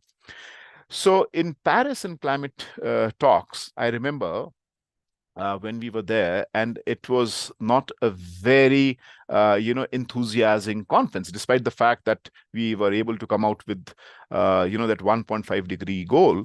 But it was not a very enthusiastic conference, for the simple reason that the biggest polluter of the world had walked out. Trump had walked out. And I remember another friend of mine, who was then the mayor of a city in Colorado, called the city of Boulder in the province of Colorado, city of Boulder, Applebaum. And he said, Tikender, don't worry. He is not running US. He's just running as a federal, leader. We are running the cities, and we'll come back. We'll bounce back. Okay.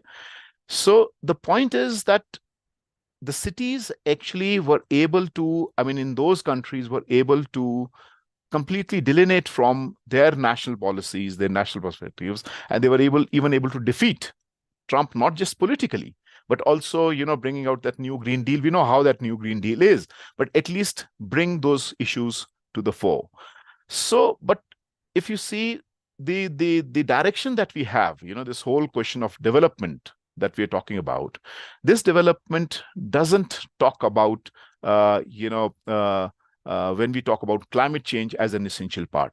Though at the same time, if you see some of the places where this debate is taking place, take for example in England, we find the Labour Party. For example, if you see the manifesto of the Labour Party, you'll find that although they didn't get elected last time when the manifesto that I'm talking about, they didn't get elected at the time. But then what they pointed out is that those companies who do not adhere to the Green Deal, okay, to whatever green parameters that they have, will not even be allowed to trade in the stock market. Now, that was a completely extreme position that they took. Unfortunately, such discussions are not taking place in our subcontinent. I think that's one of the lessons that we need to draw. So, but the point is, when we're talking about and we continue to harp on this whole question of development, but which is also important. That's why this whole issue of loss and damage, what we call the common but differential responsibility, arose in Kyoto. I mean, that's what the Kyoto Protocol is all about. But in COP28, we said, no, it's a loss and damage exercise. Why? Because we have the UN humanitarian crisis pointing out, we have different reports pointing out, and that's the question. I mean, I think Ketan or someone else asked that, not everyone is, that vulnerable. I think that is apparently true. That is apparently true for the simple reason because the historic responsibility that these developed nations have. So this whole argument of loss and damage, that look, and those who are responsible, who are least responsible, faces the largest damage across the globe. So how do you counter that? That's another area that we should look at it. And just to tell our young participants, how does it impact the Indian subcontinent? We know our historic carbon emissions. We know our historic responsibility in this whole climate change process. And then we have the IPCC 6 report, of course, the 3 working groups that we are talking about. And it points out that there are 2 extremely vulnerable zones that we have in India. Okay. One happens to be coastal India, and it says that in another 15 to 20 years, if we are not able to reverse the process, which we are not able to, in fact, that's why I showed you the climate clock, then probably large area of Bombay is going to get submerged. We won't have Bombay anymore. And because I am part of that Kerala Urban Commission, we are supposed to write an urban policy, probably the first commission in the country constituted by any state, to understand the dynamic processes taking place in the urban world and how Kerala should. So it's a commission formed for a year. And then we have to lay out an urban policy for 25 years. But, one of the funny things, I mean, it may sound funny, but it may literally be true after some time, is that we are not just preparing for the residents in Kerala, Priyanka. We are also preparing for the residents of Lakshadweep. Because if climate change continues to damage the way, so Lakshadweep would be another huge number of migrants, climate migrants, who are going to come and settle down nowhere else but in Kerala. They'll have no other place, okay? So actually we must realize where we are heading, okay? And likewise, if you see, I mean, both we as India and Bangladesh, we've always been arguing for an island in the Indian in the Bay of Bengal, okay? Bangladesh used to say this is ours. We used to say this is ours. And where the island is now? It's under the sea. So these are real issues of the people, okay?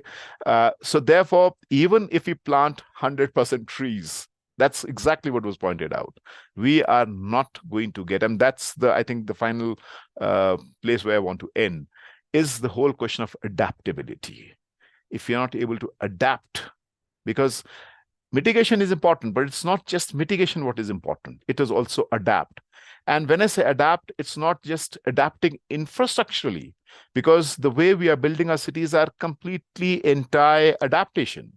I just wrote a piece in the Hindu recently on the smart cities, and you will be surprised to note that in many of the cities across the country, which were historically never flooded, okay, after the smart cities infrastructure were flooded. So in fact, what we are doing is quite entire adaptation. So I think these lessons need to be learned. Likewise, another area is the Himalayas. Now, if you come to Himalayas, last year in Himachal Pradesh, we had somewhat 500. And what is the IPCC pointing out? It is pointing out 3 important things. The first thing is that the frequency of the disasters and the extreme events is going to increase. So earlier what you had once a century, now you are going to have every year or maybe twice, once in 2 years, okay? And when were you born, Priyanka? Post 1990s? Yes. Okay. 99. Okay. So I'm saying, and there are another funny two elements that the IPCC points out. And but that also talks about the human psychology. So it's not just limited to some infrastructure or some submergence or some kind of loss to the infrastructure, but also the way we are advancing. So it says that any child born after 1986, I again repeat, any child born after 1986 has not seen a single normal month in her life or his life. So when you should have summers, you're having, rains. When you should have rainy season, you are finding that it's summers. So any child that born after 1986 has not seen a single normal month. And any child born after 1986 has not seen, has seen actually disasters once in 2 months. So abnormality is the new normative when we talk about. That's where I want to put it. So how do you deal with this abnormality? We know who are responsible. So I think it's a large area, large space, but we also know this is an area where phenomenal work needs to be done. And when I say phenomenal work needs to be done, it has to be done in different places, wherever. For example, I'm working in the Himalayas. And how do we work? We just do not work on the policy paradigm because we know the kind of financial integration that is taking place across the globe doesn't allow us much space to, argue for unless and until there's a large disaster. Because last year, as I said, we lost some 500 people, and I think the asset loss was almost 12,000 crore rupees. But you come to Himalayas, what is the driving force? Once again, the driving force is not, narrow down your roads. It is 4 lanes. You had the Silkia tunnel, okay? So unfortunately, we are not reversing the trend. So where does, of course, for every individual, the space is different. But for me, someone who's come from the streets, fighting them out on the streets, I go back to the streets. And you come to Himalayas, you find my tribal people in, say, in Kinnaur, that's a tribal district in Himachal Pradesh. And they've been saying, look, no means no. We won't allow a single new unit of hydropower to be generated. It's no. Likewise, so why I say, this dichotomy that exists, all that we talk about water conserving, cities should create those sequestration plants. What are they doing? You live in Delhi, and for your thirst, you're coming back to my state in Himachal Pradesh. You're constructing a dam in Renuka, denuding my forests. Lakhs of hectares of forest would be submerged in that dam because you want to take water to Delhi. So there, I think no means no makes sense. Okay. So I think so, and it will also create a hell lot of civic issues. It will create a hell lot of issues which would go beyond, the contours of law and order. So climate change, environment. So what kind of policy governance are we talking about? Let me end there, because we have seen what is the participatory governance that we talk. It's an extremely federal, centralized financial architecture that we're living in, Priyanka. We've seen how people in Ladakh, they sat on hunger strike, sub-zero temperature, and the federal structure said, we give a damn to you, okay? We don't listen to you. Why? Because we know already there's a grid coming up. They want to extract solar power energy from there. So if you ask me in a utopian form, I think the participatory governance has to be that we have to respect the people's wisdom in these areas. And it's not that it was not there. It was there. Even in Himachal, if you see, at one point of time, if the village panchayat, not just the pradhan, elected pradhan, but if the village sabha said, okay, we do not want a hydropower here, then there was no power on earth that could, allow the hydropower generation to take place. Okay. But that has gone now. And that's how you find the dilution of the environment impact assessment. You find dilution of these laws at different places. So for me, I think what participatory governance in the urban realm means, I say, let's go back to the 74th Constitutional Amendment. Let's get rid of the smart cities, SPV models that are completely dictated by large tech consultants and who think we know the panacea to everything is technology. Panacea to everything is not technology. Technology is just an enabler. The panacea to everything is the people's, participation, realizing, understanding, where conventional wisdom with modern science need to converge together and say, look, this is disastrous. And when we say this is disastrous, we need to find ways and solutions to adapt. Else we are doomed. I don't know about you, but we are doomed in the Himalayas because we know every year these disasters are going to happen. The incidence of disasters is bound to increase, and we do not know how to adapt to it. And these disasters do not come. These disasters do not happen because of me. So my participatory governance would be, and when I say my participatory governance, also when I talk to my state or my federal structures that, look, we require a different financial architecture. I think one of the ways where there is some scope of intervention, I don't know, that also depends on the kind of, political realignment that takes place in the country, is to engage with the 16th Finance Commission.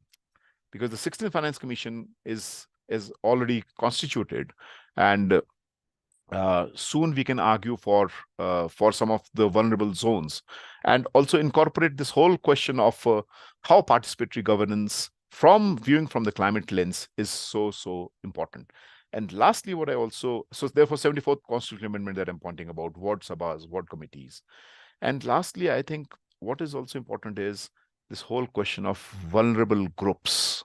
Everyone is not vulnerable at the same level.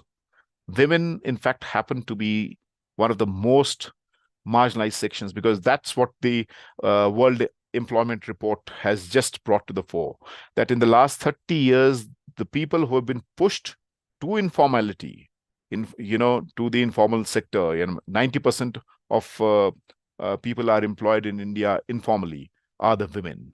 Okay. So what are the structures? What are the governance structures do we need? Likewise, your migrant people. When we wrote the 74th Constitutional Amendment, migration was not even an issue. Okay, it was not considered to be an issue. Of course, it was an issue, but today it's one of the single most important issues. We do not know how we build cities. We do not even talk about migrants, okay, that are coming in millions and millions. They are trying to reclaim their spaces. So, and so when it's a heat wave all across, because we just finished off some of our 5 zonal conferences, and then we realize if we have heat waves, it's not just providing about shade. It's not just providing about water. It's not about extending the hours and giving some reprieve of 4 hours during the daytime. It's extremely different. So I think that there has to be convergence between the policy, developmental paradigm, and bringing people centric based on nature. So nature-based solutions, when you say people-centric alternatives, wherever we are able to, we should use our energies, pull in our efforts, and try to make and build some difference that we can. And that's what, it's not that we've not been able to do. When we wrote the vision document for Leh, we made the city government spend some 40 lakh rupees for our sanitation workers. So when it's minus 30 degrees in Leh, you find the sanitation workers in Leh, washing their clothes in a washing machine, because it's all solar passive designed house, taking a shower, because like you have heat waves there, you have cold chill blades. So, it's the reverse that you have to understand. So I think democratization of the surplus in the cities for the marginalized, for the working people, is one of the ways how do we adapt to this whole question.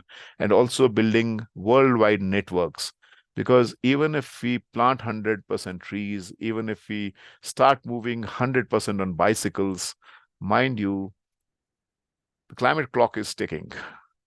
And once it's at the tipping point, then it's at the irreparable loss. I think that's all. I want to say, maybe I could have said far more, but yeah. So Bhargavi, I don't know whether I did some justice, but, and that's how I do it. Okay, thanks. Thank you so much, sir. Over to you, ma'am. Yeah, thank you, Priyanka, and thanks, Tikender. Again, it's such a pleasure because every time when you speak, you cover such a broad range of issues, and you highlight some of them so beautifully with all your anecdotes and examples that it really helps understand many things. And thank you for drawing attention to today's article on the forest fires in the Himachal and Uttarakhand region. This morning, even when I read it, I thought I should draw attention to it, but thanks so much. I loved your Google climate clock, 5 years, 65 days, and some X minutes and seconds. That's very interesting. I think all of us will be tuned to that clock now. And thanks so much for bringing in Marx and the Capital Volume 3 and some of the key, points from that. The fact that capitalism and the surplus value, and what you mentioned about when he wrote, it was 5% urban, and today we are 55% urban, and this 55% seems to be using so much of all the resources, including energy. And another point that kind of stood out with me was how you highlighted capitalism commodifies nature, and that we are seeing all around us, the way the development paradigm has taken over, and all our cities today are such huge concrete structures where the land use planning has largely changed in favor of the real estate agency, and how we have got disconnected from nature completely. And again, the solution that you mentioned to all of this as not restoration of nature, but restitution of nature, I think these are very key points which needs to be reinforced in all of us again and again. And thanks for highlighting the issues of, the tree planting, which went on across India. It was the pines in the Himachal and Uttarakhand, but in the south, it has largely been the eucalyptus trees and the acacia and the casuarina trees. And we all know today the havoc that eucalyptus has played and what acacia is doing in all our forests. While we were able to say that the forest patches have increased, it has come with a whole lot of disasters that were unknown at that time, and now we are in the process of removing eucalyptus in many parts of South India, at least in Karnataka.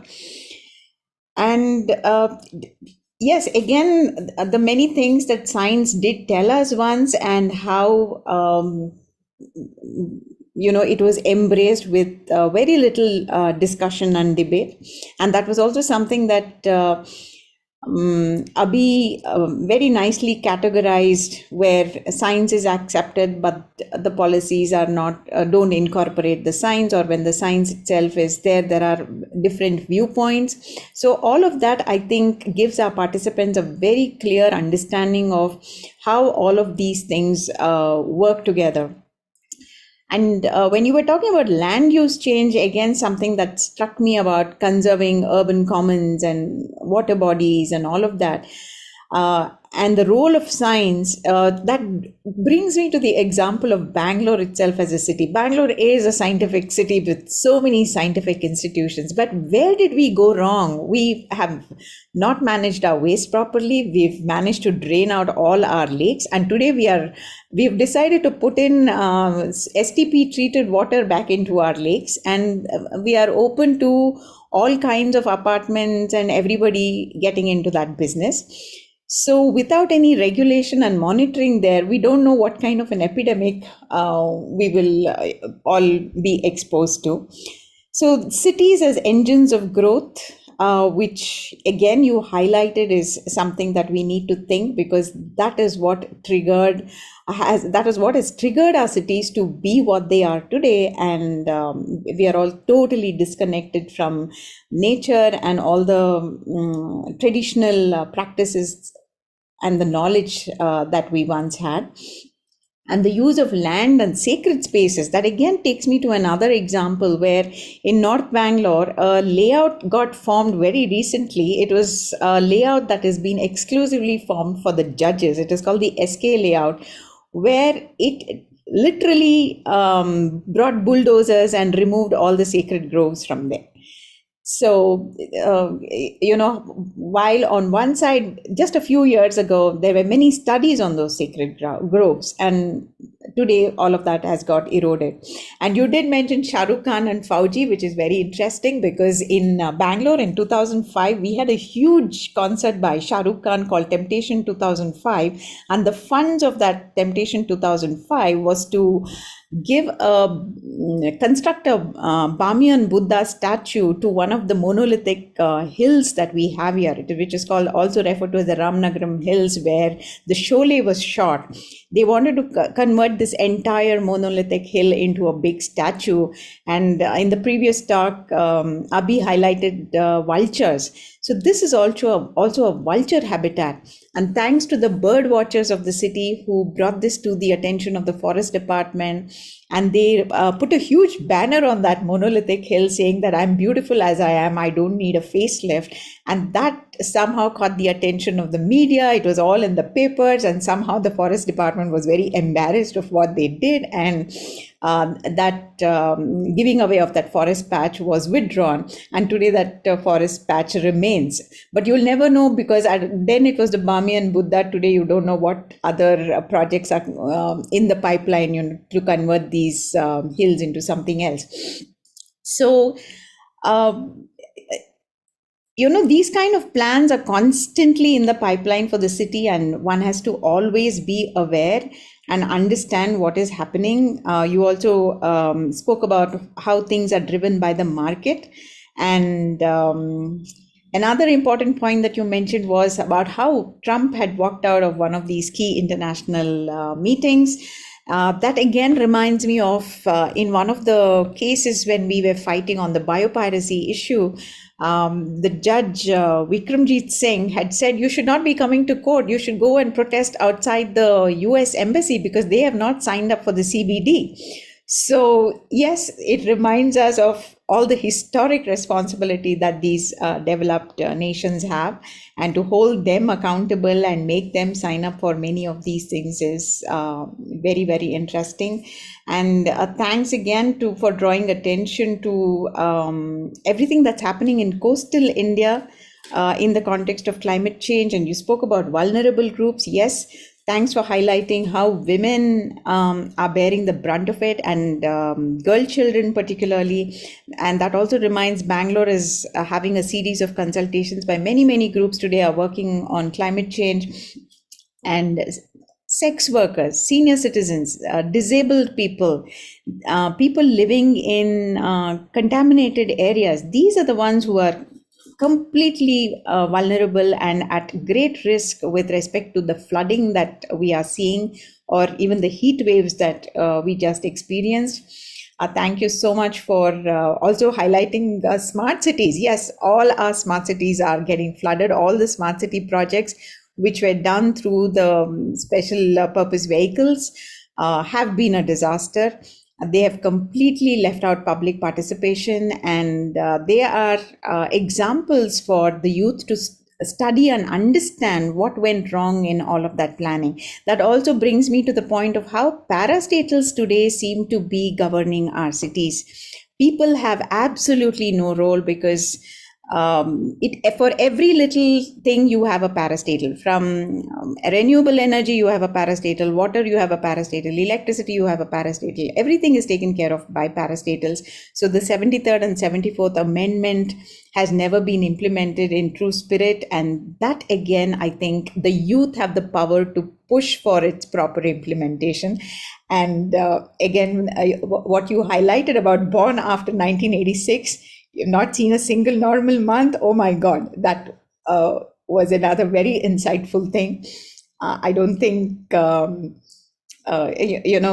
would have seen even the beautiful trees flower at the right time across the seasons.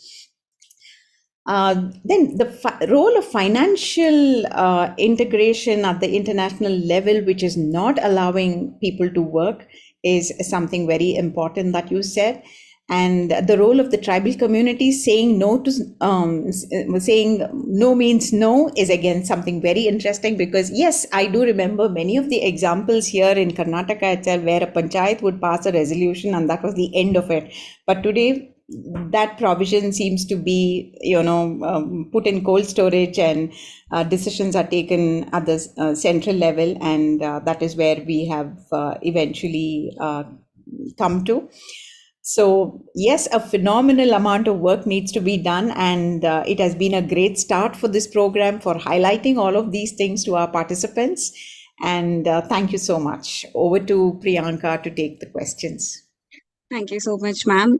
We do have a couple of questions in the Q&A box, but I would like to start with my own as well. The word restitution stuck to me a little bit. I googled it and it means a compensation for loss. So I thought that for people who are living in the mountain communities, uh, how how accessible would participatory governance be when, if the life is hard and it is easier to get paid for a loss, why would they want to protect what is already there? Like, even taking examples of Joshimath sinking and everything, and yes, there were other reasons for that, but still, even when we consider tourism and the hyper tourism, if I can say that, or considering all of that, it's easier to take a loss in those terms if the livelihood is a little difficult than to actually preserve something. And another one regarding participatory governance was that how acceptable is Indian government towards it? Because for EIA, we had a public consultation period was reduced in the not recent 2020, the 2020 notification reduced it, and we're not giving a chance for people to actually think about it and have a say in it, and but we do want a participatory governance to be a part of it. So I think those are two conflicting things. So what are your thoughts on them? Priyanka, first of all, please dump Google. I mean, just go at Google for your climate clock. So not going by the restitutional definition of what Google provides, but when Marx was writing it, it's a context that he gives. The context is restitution from the nature's perspective. So it's not that you bring down a hill and then try to restore it artificially. It says restitute it. I mean, so it's not just compensating it, but it also, the loss that you brought. I mean, it's a very large area that he talks about, and restoring, he says, is very simple, very trivial. Okay, so he speaks in a very larger sense, and it's not just from providing some compensation to the affected people, but how do you compensate nature? That's the point. Not just how do you compensate. So, he said restitution of nature. I mean, that's the essential part that he points out. And what was the second question that you asked about the EIA notification and participatory governance? How? So if you see the evolutionary process of participatory governance, this actually stands out from our Indian Constitution, which I would say is still in the evolutionary phase. And when the Indian Constitution was being written, unfortunately, even at that period, there is no, even in the Constituent Assembly, when we were discussing, Himalayas have no mention, because, we were like completely occupied with so many important issues, and rightly so. And we just find a mention of forest in the Indian Constitution. So Himalayas do not figure in. So, why I say, because I come from the Himalayas, I'm a mountain person. So, if you ask me, I can tell you n number of instances, examples where, we ought to have a different paradigm, not just based on a majoritarian opinion that we build across, but on different parameters set where opinions should matter. And that's have been the evolutionary phase of our governance matters also. Definitely they were feudal. I mean, if you talk about the Kassites, all the migrations that have taken place in the Himalayas. But what I'm trying to point out is that when Dr. Ambedkar and Gandhi, they were pointing out, and that's what I think it was in IMPRI only that we were discussing some time ago, that this third tier was missing in the Indian Constitution. So it's only the 74th Amendment that was brought because, Ambedkar had this feeling that once we have city governance structures, then the same hierarchical castes that we have in the villages will continue to dominate, and will continue to. And he had that feeling quite right. I mean, in a very right context. I'm not that he was wrong in that. Likewise, Gandhi also. So probably he never advocated for such governance structures. But what does our experience tell us? The current president of our India, Madam Murmu, wouldn't have been the president had there not been this third tier of governance. Had there not been, not that the third tier of governance, I mean, as Bhargavi rightly pointed out, it really failed, but it also has some ray of hope, because had there not been reservation for women, and we've seen phenomenally well, elections taking place after every 5 years. Of course, they were not empowered at all.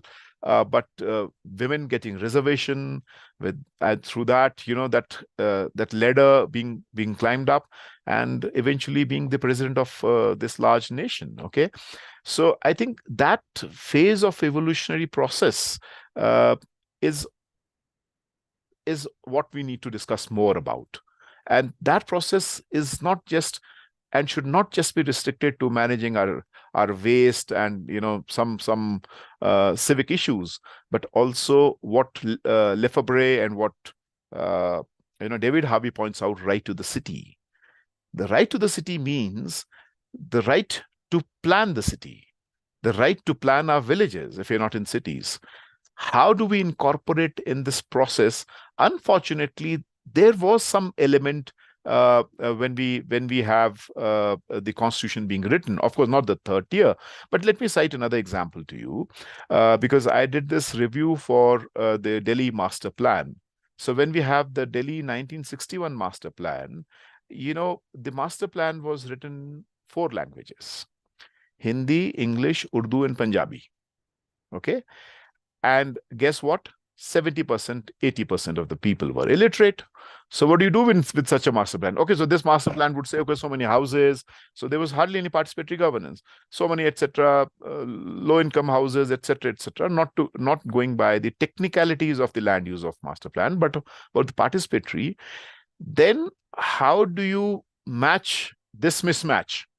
So how do you fill this mismatch? Is that they had a permanent person in the municipality called a Munadiwala who used to beat the drum. Even in Simla municipality, we had a drum who was called a dholi. So this person would go back to the wards, beat the drum, and read out the master plan. Okay? Now I reviewed the 2041 master plan of Delhi. Can you believe not just the language that is so elite, but purposefully the process was drawn in such a manner that I would say 99% of the people didn't even know, the Delhi residents, that there's a master plan coming up that is going to decide the futures, their futures about mobility, their futures about housing in Delhi. So that's the distinction that I want to draw. Unfortunately, that is the driving force, where they want to reduce the human interface. They think this is an obstructive interface in enhancing the speed of developmental trajectory. Unfortunately, what it does is that the developmental trajectory itself is faltered inherently, and then it falls on the ground. That's how I would like to put it. Thank you, sir. We have a couple of questions. Tanisha Upadhyay ji, would you like to ask your question?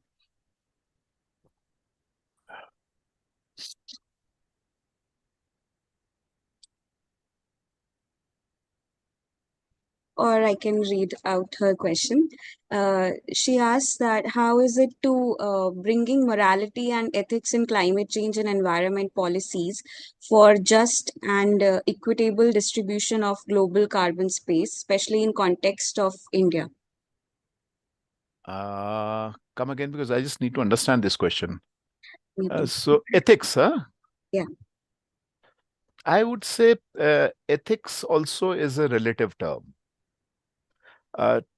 Take, for example, we have a new term these days called the ESG. Okay.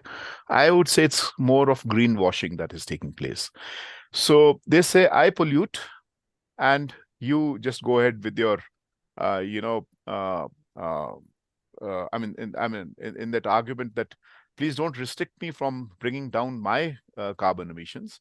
But if I continue to pollute, I give you the compensation for the losses that I think we have to be a little cautious and careful about that. Now, let me cite another example. I mean, that will be easier for our participants to understand.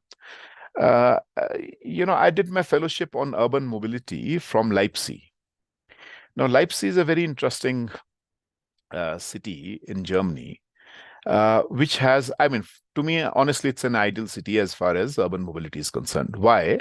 25% people commute on bicycles, another 20-30% pedestrians, very few use motorized transport, and the rest use public transport because public transport is completely free.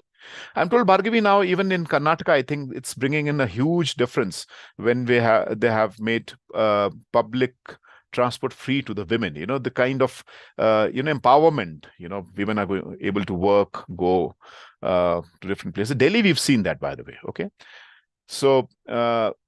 But that's not the paradox. What I am discussing Leipzig is that they had these 8-lane roads, and they were further reducing those 8 lanes and handing over those 2 lanes to the pedestrians and the cyclists.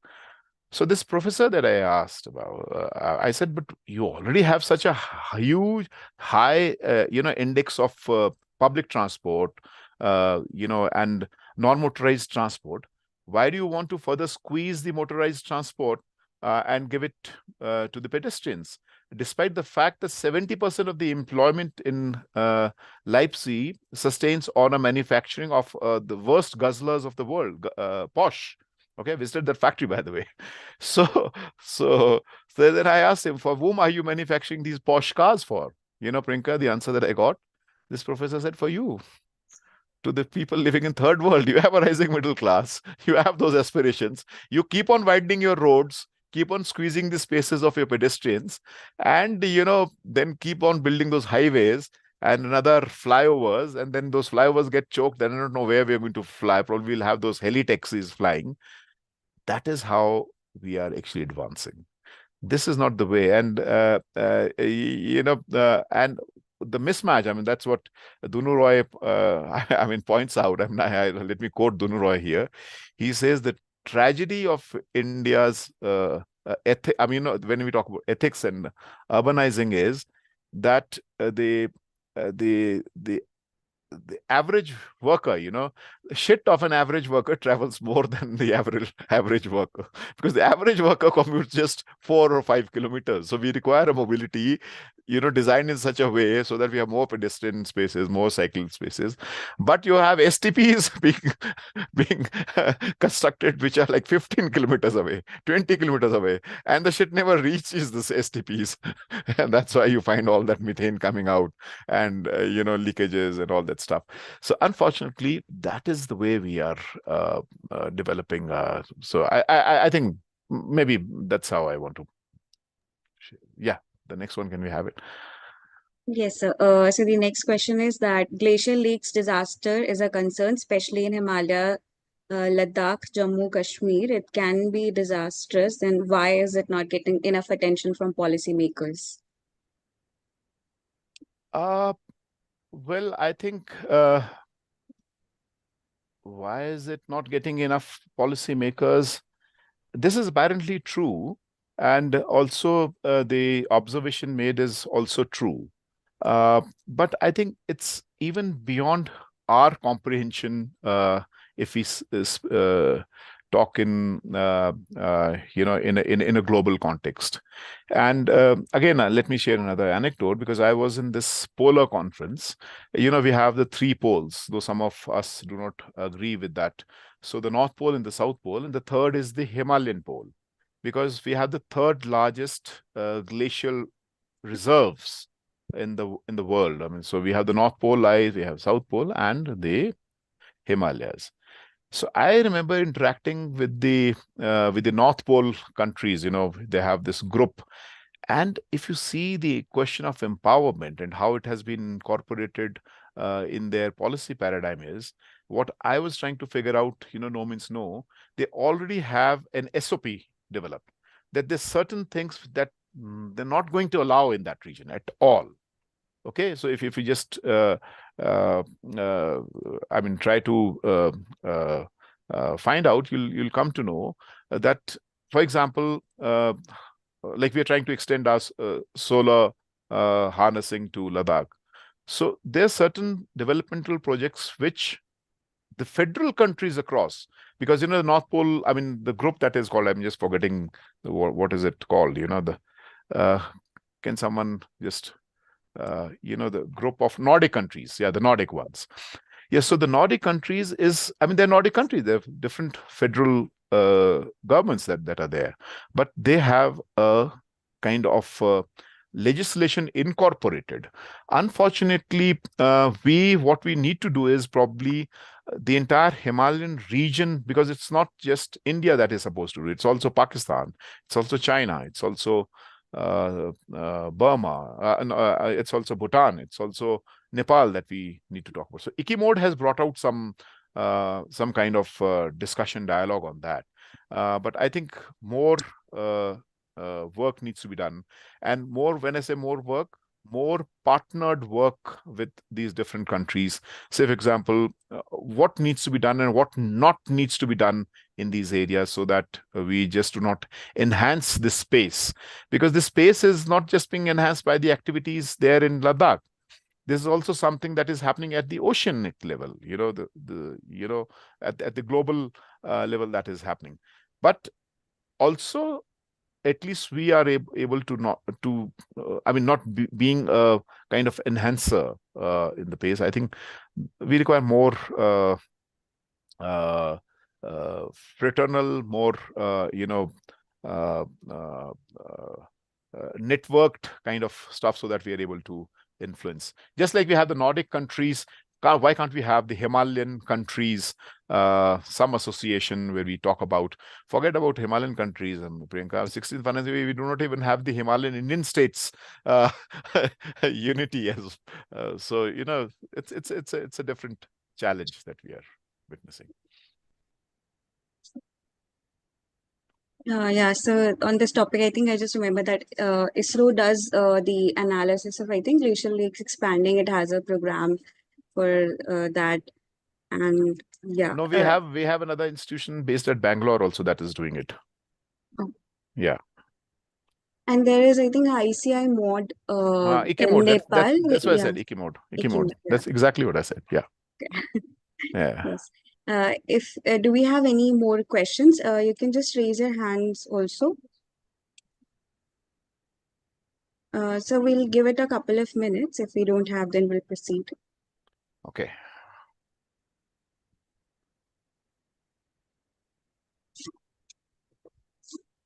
So you have 2 sessions a day? That's how you're doing it? Okay. We are trying to have 2 sessions a day, but we also have 3 on some days. Okay. Very nice. And then at the end, you'll be giving them some certificates, huh? Yes, sir. This is also like opportunity for the participants. We are doing an abstract presentation and a research article component we have added to the fellowship. So the participants can choose a topic of their choice, and we can relate it to the experts, and they can then discuss that if the topic is suitable enough or not. They can go ahead with the abstract submission, and they can press on the last day. They have to do a presentation on this abstract, and if they wish, then via this fellowship, we will be coming out with a book and which would be titled an anthology of essays. So in that, after revisions and editing and all, they can be, if they wish, they can convert it into a book chapter. Great, very nice. I think we don't have any more questions, sir. Okay, very nice. But Lovely. we can have participants introduction while Tikender sir is here. Oh, Arjunji, you are there. Yes, sir. Very nice to see you. Yeah. So if you have some time, you can stay so that we have around 24, 25 fellows. Yes. I would love to. Yes, Yeah, you can yeah, go to yeah, help with other topics. Yeah. Priyanka, shall we start with participant introduction? Yes, sir. What participants can start introducing themselves. We just need a brief bio, your name, your organization, where you're working, or are you a student, and your research interest area. So we can start. If anybody would like to voluntarily go first, please raise your hand.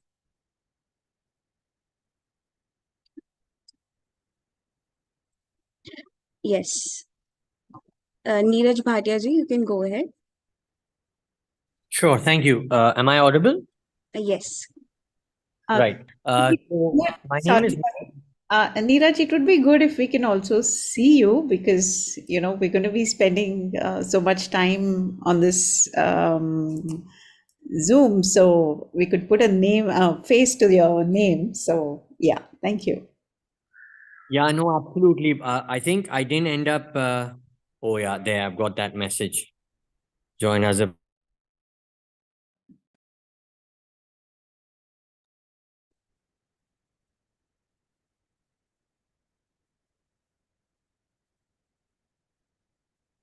Hello.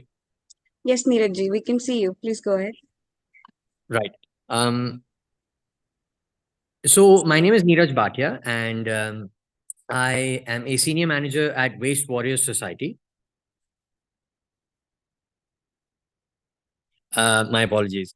I had the camera the other way. I'm a senior manager at Waste Warriors Society, and we are currently in the Indian Himalayan region, working out of the states of Uttarakhand and Himachal Pradesh. Our work is basically in waste management, and I think Mr. Tikender did talk about a lot of specific problems with regards to the Himalayas, and Waste Warriors as an organization primarily focuses on enabling waste management systems, especially in critical, eco-sensitive, high tourist, remote areas of the hills, and brings to fore some of those challenges. I'm really looking forward to this program with regards to covering a more broader range of environmental policy across India through the broad range of the environmental themes. I come from almost 15 odd years of corporate experience. I'm a civil engineer by training, and I was very much disillusioned with, capitalistic agendas. I myself worked for real estate development companies.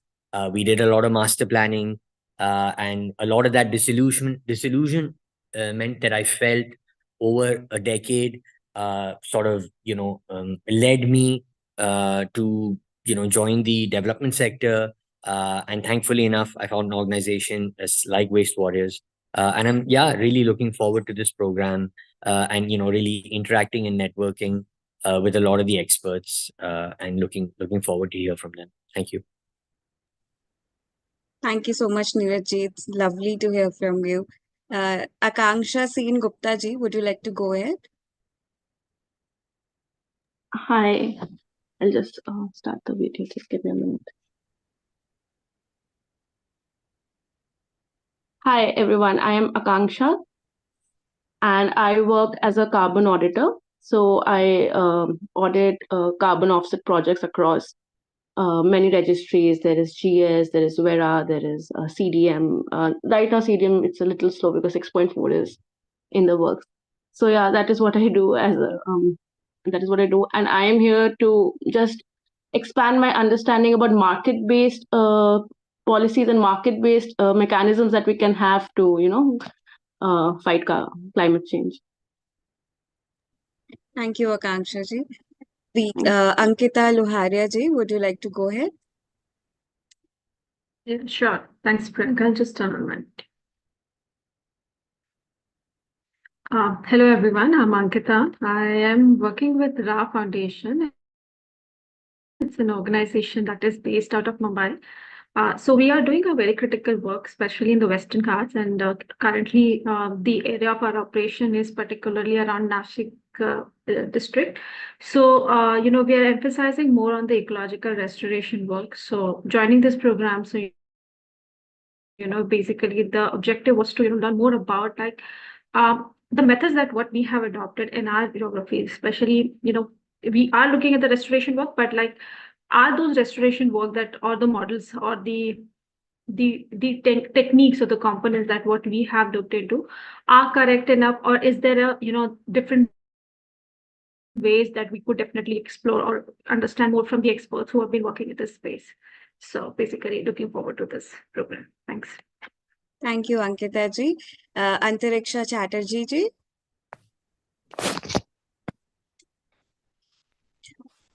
Okay, Dr. Urba Malik we have here. Yeah, you can go ahead, ma'am. Yeah, I've done my master's, my MPhil, and my PhD from Jawaharlal Nehru University. And my subject is political science. Right now, I'm teaching in Kashmir at Islamic University of Science and Technology. And the reason that I joined this some school was primarily because out of interest, because I feel climate action, environment policy is something that concerns all of us.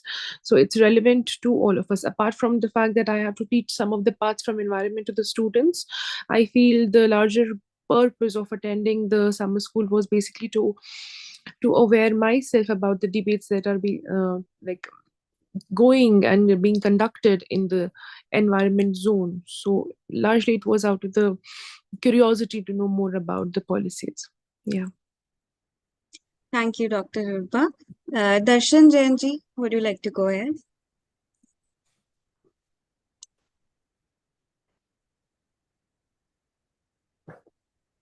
Hello everyone, good afternoon. My name is Darshan Jain and I am currently a third year undergraduate student pursuing Bachelor of Technology in Environmental Engineering from IIT ISM Dhanbad.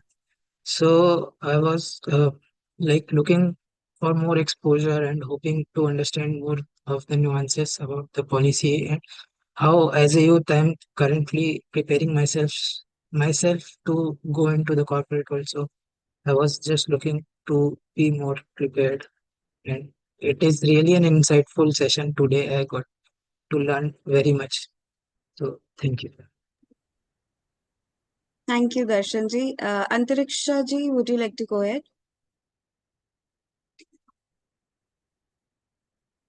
Do we have it? We can have Devganta Roy ji. Hello everyone. I am Tikender. I'm from West Bengal. I have done my bachelor's in agriculture and rural and tribal development from Ramakrishna Mission Ranchi. Presently, I am a student of developmental policy planning and practice in Tata Institute of Social Science. So basically, I want to delve into the reality. What is the impact of climate change on the coastal and rural communities? What is its impact on agriculture, basically, and what is the traditional practices we can learn from the local communities to fight against climate change, and so basically that's why I'm looking forward to this. Thank you. Thank you. Dipanjali ji, would you like to go ahead?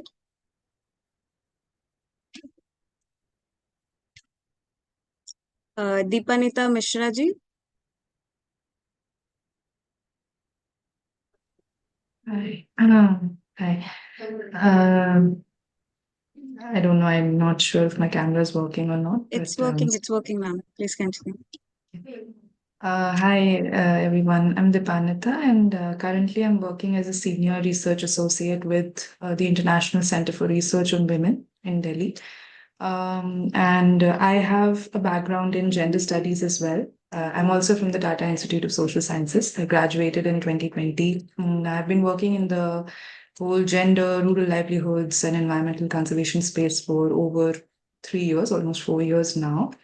And ICRW is looking at a project with Seva on in the Little Run of Kutch on how environmental activities such as introduction of solar or the forest department, for example, wanting to convert parts of the run into a lake are going to impact women's livelihoods, and also the emissions, and how that fits into larger politics and narratives that India is building around carbon emissions and climate adaptation by rural communities, specifically when it comes to women and their lives and livelihoods. So yeah, I look forward to this. It's very relevant for me, this fellowship. I look forward to all the learnings and all the experts who have to share their insights, as well as any collaboration or any sort of insights that my fellow sort of colleagues here would like to offer as well. Thank you. Thank you so much. Dhanashri ji, would you like to go ahead? Hello, my name is Dhanashri and I'm a student of Economics Masters in SPPU Pune. And I'm very much interested in policy making and all the nuances of the process. And I suppose I'm looking at this from that angle, how policies are made, what all are the, as the previous speaker spoke of the feedback loops. So that's my angle. That's where I'm coming from. Yeah. Thank you, Dhanashri ji. Dhrushma Pandya ji, would you like to go ahead? Hello everyone, my name is Dhrushma Pandya and I'm a student. I am currently doing my BTech specialization in climate action from Anand School of Climate Action. So I study a lot about the technologies, but I was always interested in understanding the policy-driven approach of it. So that's why I'm here with all of you all. Thank you so much. Thank you, Dhrushma ji. Ketan Pawar ji, would you like to go ahead? Yeah. Hello. Hello. Am I audible? Yes, yes. Go ahead. Yeah. Hello. My name is Ketan Pawar. I just completed my master's in law in access to justice from Tata Institute of Social Science, Mumbai. Therein, I did my dissertation or research in impact of climate change on displacement vis-a-vis humanitarian issues. So there I collected primary data from the Ernakulam, Kerala and Ratnagiri, Maharashtra, and did a comparative analysis how the climate change and the climate change induced extreme event leading to the displacement and causing the livelihood issues. And thereby I also developed one community climate resilience scale in order to understand the resilience of the people, be it fishermen, be it agriculturists, or the common people living nearby the coastal area, how they are resilient to the vulnerabilities of the climate change. Currently, I'm looking for the job also. Thank you, Ketan ji. Maria ji, would you like to go ahead? Hi everyone. I'm Maria. I'm from Kerala. I'm a lawyer. I have been practicing as a corporate lawyer for the last 8 years. Currently, I'm on a break. I just turned 30 a few months back. So then I started questioning the course of the career choices, the choices I was making in my life. So I just took a pause from my corporate hustle for a while. And then I just started slowing down and paying attention to things around me. I realized that I'm greatly interested in conservation and very interested in, especially with special focus on wetlands and rainforest. So I'm currently in a phase where I'm actively looking out for opportunities, learning opportunities, working opportunities in policy and conservation space. So here I am. I thought this is the perfect place for me, and yeah, that's it. Is it raining in Kerala? It Just is, behind you. and there's a power cut in the house, so I had to move to so, and I thought Okay. we could all see the rain outside. Yeah. Thank you so much. Thank you, Maria ji. Thank you so much. That is all the participants we have present for now. If anybody is left, then we can have their introductions later in the program. We have a creative project included in this fellowship. So I would like to invite Vishali ji to kindly give us the details of that. Hello, good evening. If we can have the slides, please. Right. As part of the fellowship, we are having few requirements that the fellows will have to fulfill, and those basically, as Priyanka has already mentioned, it'll be one of the abstracts, and then followed by PPT, and also a chance to publish your research report in our ISBN edited book.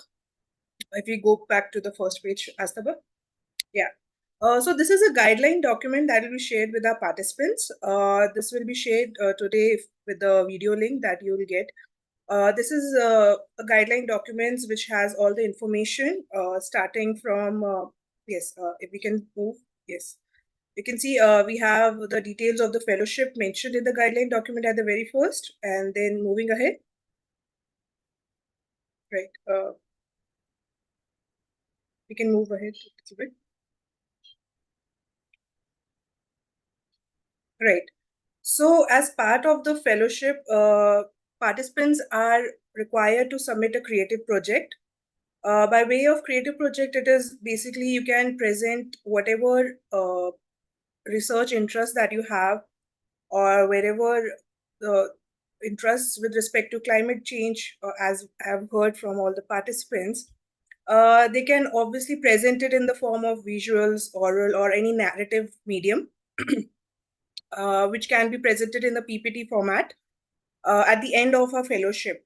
Also, this guideline document specifies what are the requirements of the PPT.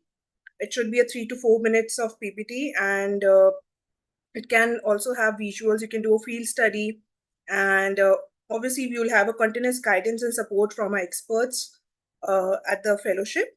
And also we have provided a broader themes that the participants can delve into, and they can get their topics also approved from our experts. Moving ahead. Right. The guideline document also contains details of the abstract submission and deadline. So the abstract submission is to be done in the 250 to 300 words. It is supposed to be sent to us at our email ID, which we have mentioned at the bottom. Also, the deadline for it is May 30th, and we can move ahead. Right. So this is an outlay of the various timelines that the participants are supposed to adhere to. With respect to topic selection, we'll have a session on that. We have an abstract submission deadline, which is May 30th. We have a creative project presentation, which is going to be at the end of the fellowship, which is going to be on June 29th.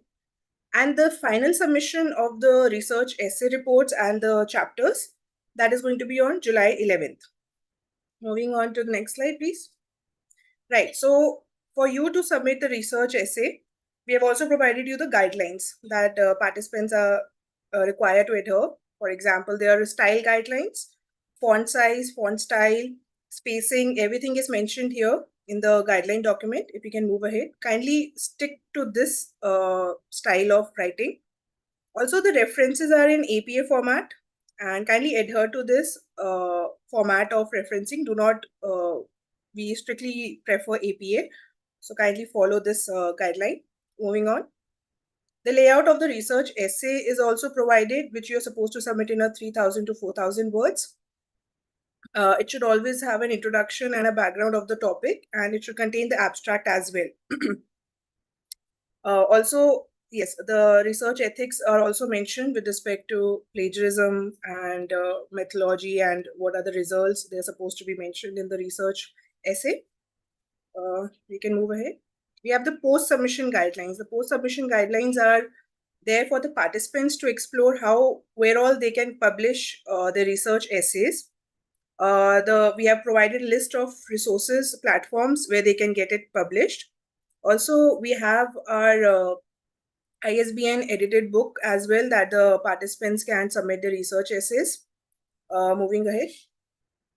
You can also write a blog as well for IMPRI, which is supposed to be, for which we can provide the guideline. The referencing and the style guideline is going to be the same. If you want to publish it outside, if we go back, Astaba. Yes, publishing outside IMPRI as well. We have provided a list of platforms where the participants can get it published. We also have our journal, which is the Impact and Policy Research Review Journal. The participants, if they wish to submit their research essays, they can share it over for a journal as well. Moving ahead. Right, we can move. Right, also participants can submit the creatives for the social media. For example, any of the photos that they have collected during the field visit or any of the narrative in a film format they have created, that also can be submitted at the IMPRI social media. Right, also we would like to show you how the research essays are published in a book format. We have done this previously for our previous fellowships. Astava, if we can have the book as well for as a reference for our participants to see how the outcome comes out.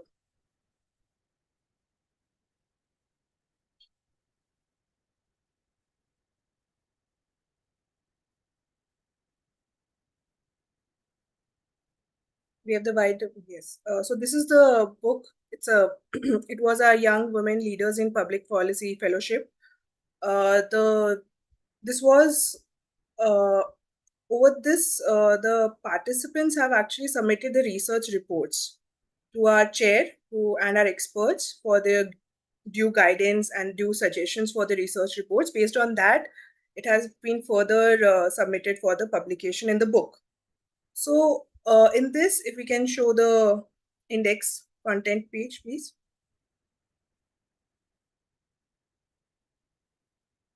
Astava, you can move ahead.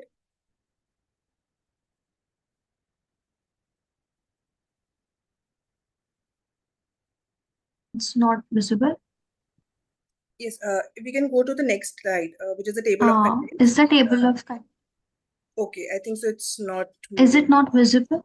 It is visible now. It's moving. Yes, it is now. Yes, this is So we have the table of contents here, where you can see that the various fellows have submitted their research reports, and it has gone through a series of review from our experts as well, with due suggestions.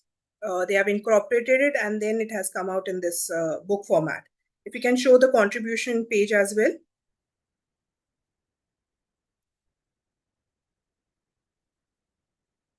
Also, it is advised to all the fellows that kindly submit all your abstracts over email so that we can get it, we can get due suggestion and approval from our chair as well and experts. Here is the page of contributors from our previous cohort who have got their papers published in this book. And yes, thank you, Astava. That's it, yes. Also, for any clarification or suggestions or any doubts, you can always reach out to us over email. And we will create a WhatsApp group as well for easy communication and any clarification or any support that our fellows require. We will create a WhatsApp group for that as well. Thank you. Over to you, Priyanka. Thank you, Vaishali-ji, and thank you, Ashtaba. And before we move on to Bhargavi ma'am's closing chair remarks, I would like to thank Mr. Tikender sir for being very kind and patient with us throughout the session and for answering all of our queries. We had a great learning session from him, and so we would love to learn from you in the future events as well. Thank you so always much. welcome. Yeah, so I'll wait for Bhargavi to finish. Don't worry, I won't go. Thank you so much. Thanks, Tikender. And I think the start has been such a creative start because the participants got an exposure to everything that is happening currently in the country and what our promises are at the international level, what is happening at home with respect to our laws. What are those things that we have fairly managed to do well, and what are those things that really require our attention and coming together. And thanks to Vaishali for walking us through the assignments and the entire process of writing the papers and publishing it. I think this is a great opportunity for participants to take up an issue, think about it, incorporate all the learnings from these sessions and also the readings and also everything that's happening outside your own little worlds, and write the papers and get it published. It's a fantastic opportunity. And I think with that, it has been a great start. And thanks to both Abhi, Tikender, Arjunji, Priyanka, Vaishali, Astaba, and everybody else who's been working in the background to make this a great start. Thank you. Thank you so much, ma'am. Okay. Thank you. Bye-bye. Thank you, sir. Thank you so much. With that, we move on to the formal vote of thanks for day one. So, as we come to the end of day one of the EPAYF Environment Policy and Action Youth Fellowship, an online international summer school program, a 2-month online immersive introductory leadership certificate training fellowship program, I, Prankanegi, researcher at IMPRI, Impact and Policy Research Institute, would like to propose the formal vote of thanks on behalf of IMPRI. We are grateful to our experts for the day one session, Dr. Abhi Tamim Vanakji and Mr. Tikender Singh Pawarji, for taking out their valuable time and allowing us to learn from this online certificate program. We thank our chair, Ms. Bhargavi S. Raoji, for convening all these sessions today. And we thank all of our participants who have raised pertinent questions and actively participated in today's deliberation. We look forward to welcoming you next Saturday on May 25th for our day 2 of the certification course. We are grateful if you're watching us later on YouTube or listening to us on our various podcasts or reading our publications. We hope you continue to join us in future to our IMPRI Web Policy Talk and Web Policy Learning events as well. Wishing you a very good evening and thank you. Thank you. Have a great weekend, everyone. Thank you. Bye-bye. Thank you, ma'am. Thank you.